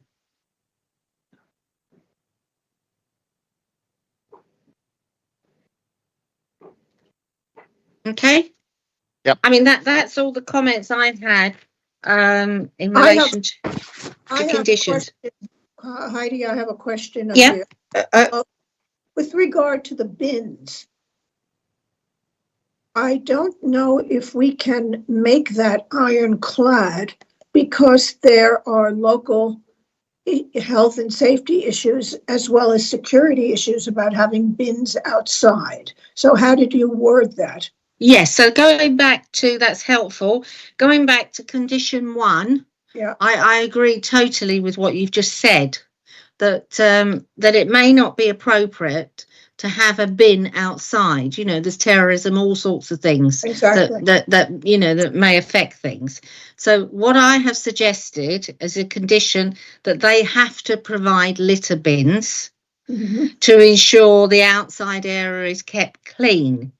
And this will be monitored by their staff, okay? Now, if they can supply those bins inside the premises, so their drivers can deposit rubbish inside the premises, because it's only the drivers that are going in and out. Okay. So that avoids the problem of having to locate them actually on the pavement where they may not indeed get permission. Thank you. I think Councillor Wade had a question. Sorry, Councillor Wade. Right. Just be mindful that I've got the conditions that Andrew Foster and the additional ones that Councillor Adorian wish to have considered. Right. So the conditions that Councillor Adorian. No, he sent some more. He sent some more through today. Well, I haven't got those conditions, so I can only we can only consider conditions which are before us. Holly, is it possible for you to put up the Councillor Dorian's email of the 13th of March? That's the one that you circulated yesterday. Yeah, I'll put it up now.